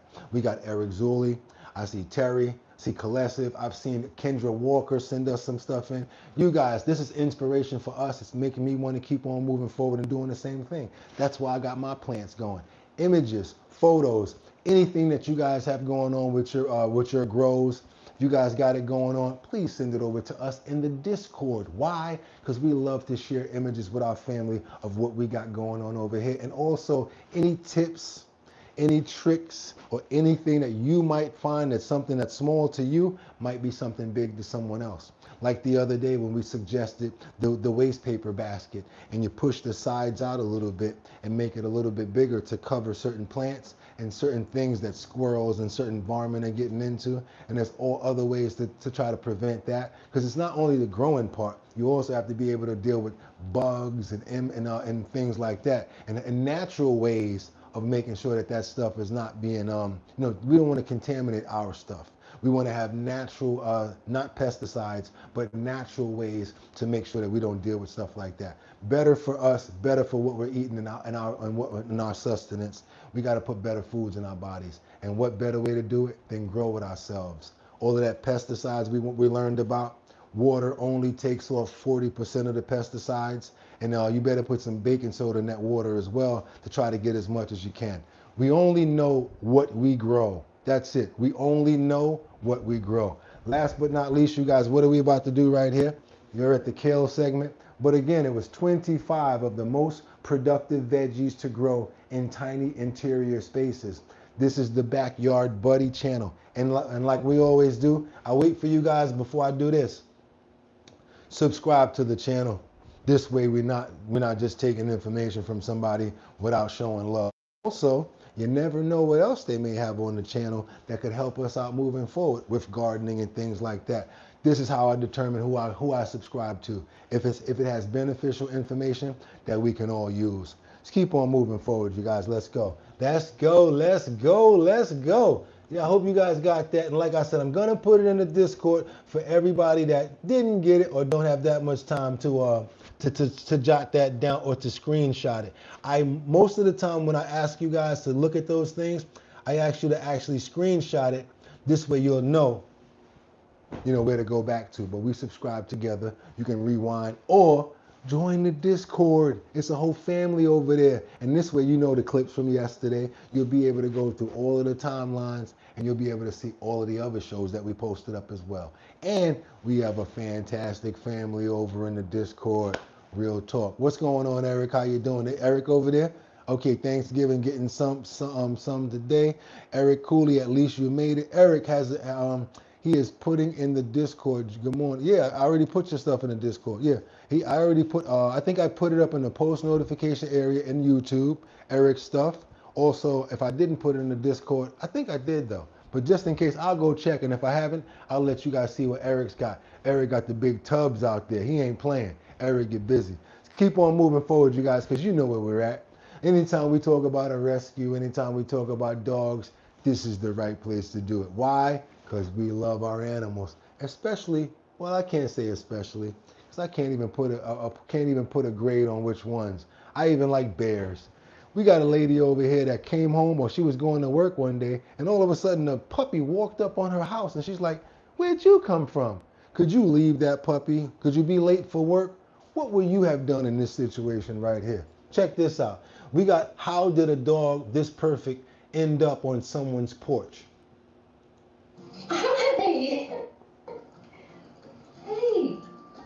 where did you come from, cutie? I'm Ben, a producer at The Dodo, and Cindy told me about the moment this dog ran up to her out of the blue and changed her entire life. I knew I had to tell the story. What you doing? Where do you belong? You're horrible. Try to hard. There was a neighbor across the street that said he's been wandering the streets for about a month now. No collar or anything. Thank you, Tink. I want you. Boy. Boy. You can't just be that cute out of nowhere. What the heck am I supposed to do with you? She looking at her watch because she late for work, but she got a puppy that rolled up on her. What are you going to do in this situation? You got the puppy that rolled up on you, Faye, Angels. The puppy rolled up on you while you got to go to work, Jordan. What you going to do, bro? You got to walk out to go to work, but a brand new puppy woke up on you. You know what I do? Lock him in the house. Hope you don't tear everything up, and I'll see you when I get home. I'm a big kid. I'll do some craziness like that. I don't know what y'all will do. Let's go. I'm going to be late for work. That's so crazy. You're just about to go to work and you find this dog on your porch. What happened next? We gotta take you and see if you've been chipped. But first, we gotta get this belly fed. Couldn't leave that baby out there like that. Come on, you see that? You couldn't do it. Even if you took it to work, they'd be like, oh, okay, we understand. There is no chip. Jordan said, I got sick time, a whole ass house and a yard. He could stay. Pneumonia. She said give it 3 days. And if no one claimed him by then, I don't know. He's already picked his human. She's talking about we got 3 days. We got a new family member this morning, you guys. Congratulations, James. I'm convinced that the cat just adopted had to escape. Definitely not Pharaoh. God, I got him. Good, I got him. Well, you got to call out. You got to call out the word. Look at that. We can do it. Yes, we can. Bring the puppy to work day. I would probably call out sick. Let me see. I'd probably try to keep the dog too, says Angels Among Us. Ooh, welcome to the fam. That's dope. What we got over here? Crystal says, my sweet baby showed up at my back door covered in ticks. That was 8 years ago. Oh, that was so dope right there. Send me, no, I got you, Angels. So send me, let me know that you're over there. I'll send you an invite and I'll get you in this Discord. That was dope. I like that. I like that. I'm up for an adventure, huh? We shall see. So you decided you were going to keep him, right? After about 3 days, I haven't heard anything back from any of the local shelters. The way that that boy bonded to me was like he had known me his entire life. The way that he looks at me, I've had dogs all my life. Never had a dog look at me like that before. All he wants to do is just crawl into my lap. I think it's pretty awesome. Somebody said he homed himself. Yeah, he knew what he was doing. Let me tell you something about dogs. We're going to talk about this as well. Dogs, they know. They have a feeling. They have insight. They don't talk, but you know what I'm talking about. You guys that have dogs, you can look at your dog a certain way, or your dog can look at you a certain way, or bark a certain way, and you guys just have that language. I know you got it, Miss Swanza. I know that you got it. I know that you got it too, Casey. I know that you got it, Liberty. I know that you guys got a certain language that you speak with your furry loved ones. And you be like, people will be looking at you like, yo, how the hell the dog know what to do? All you did was, you're like, y'all don't even understand. Another thing that I love about African American people, I'm just gonna go there, black people, y'all be acting like the dog is your family member. Y'all be calling them 3 names, Tyrone, Jackson, Ezekiel. If you don't get in there and sit down, and the dog be like this. You be like, yo, what did you just call that dog? That's right, he know his name and this and that, and be telling, y'all know to get out my kitchen. And they sound like they stern or mean, but boy, do they love their dogs. Them black mamas, boy, do they love their dog. You better not, oh, you mess around with that lady dog, woo, she gonna cut you long, short, deep, and wide. I'm telling you now, you better not mess with no black lady dog. They talk to them like they're humans. Ezekiel Jackson Winthrop III, whatever the name is, you better go there and sit down, and the dog be like this, get on off the stuff. Be like, how the hell did the dog know the? And you be looking at the lady like, and the dog like, it's a whole episode going on in front of you like, that's that love language right there that you don't understand if you ain't a dog lover or that you don't got a dog. When he got to go to the bathroom and they be doing all of this right here. Yeah, I know what you're talking about. Yeah, and then when they wake you up out of nowhere, you better pay attention. Somebody might be at that door creeping around. And don't be letting people touch up on your dogs all the time. And I'm not being mean. But if you live in a neighborhood where you need security, act like it. You don't need a dog walking around talking about, come on over here, let me show you where the stereo at. No. You need, And on the other side of the door, you got the burglar like this. Maybe we should try another place. You know they got that dog in there, right? Oh yeah. Ain't nothing wrong with having them being nice to family and the kids and all of that. But all that friendly stuff, we don't do friendly over here. Because 9 times out of 10, it be your friend that come knocking to take something from you when they know you on vacation. Look it up. Look up who's the most likely to rob your house when you're gone or know when you're on vacation. It be the people that you know. So me, yo Boogotti, why you don't never let nobody touch your dog? Because when I lock the door, he ain't supposed to know you when you come in here, when you come through the window. That's why.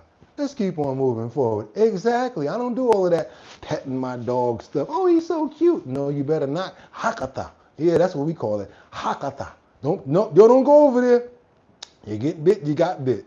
You call me, I live in a neighborhood where I need security at. We don't got no fluffies around here playing no games. Why do you think I'm talking about XL pit bulls and trying to save people locations? You can't have Fluffy do that. Let's keep on moving forward, you guys. Because as you just saw the little lovely dog get adopted. You ever see a dog that look like a real toy? I mean, the dog, if the dog go like this, you won't even know if it's real or not. You would really think that this is a toy. We got a dog right here. Look at this dog right here. You guys tell me, if this dog was to hold a pose, would you really know that it's a dog? You gonna know that's a dog if I didn't tell you? If he's holding on to that pose right there? That little scruffy face right there, you would think that's a teddy bear. Don't even try to tell me you would think that that's a dog. You'd be like, wait a minute, is that a toy?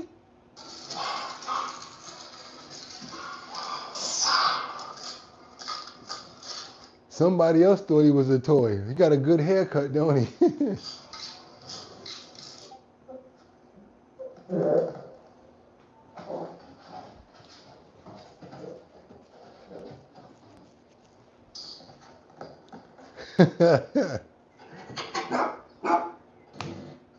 Okay, is that a toy? Look at that haircut. He look like one of the Beatles. She loves me, yeah, yeah, yeah. She loves me, yeah.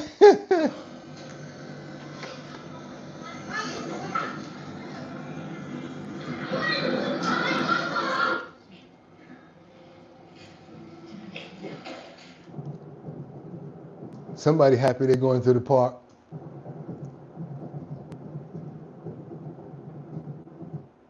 That's right, you guys. I want to send you out smiling. I want to send you out having a good day. That's how we do it over here at Our Bottom Line. We may go through drama. We may go through nonsense. We may see a lot of politics, a lot of people losing their lives. But that's right. We like to bring you out of that calmly on the other side with some love, happiness, some joy, and some of our furry friends. Because the majority of us over here, we love the furry friends. And we can't wait because we're working on our rescue. And Jordan, you and I, we've already taken care of the GoFundMe. That's right, the GoFundMe for the man with the dogs. I want you to check out the images that are in the Discord. Thank you so much, Jordan Dowdy, for the $50 super chat that went towards the gentleman in Texas, as well as the puppies that he's rescuing.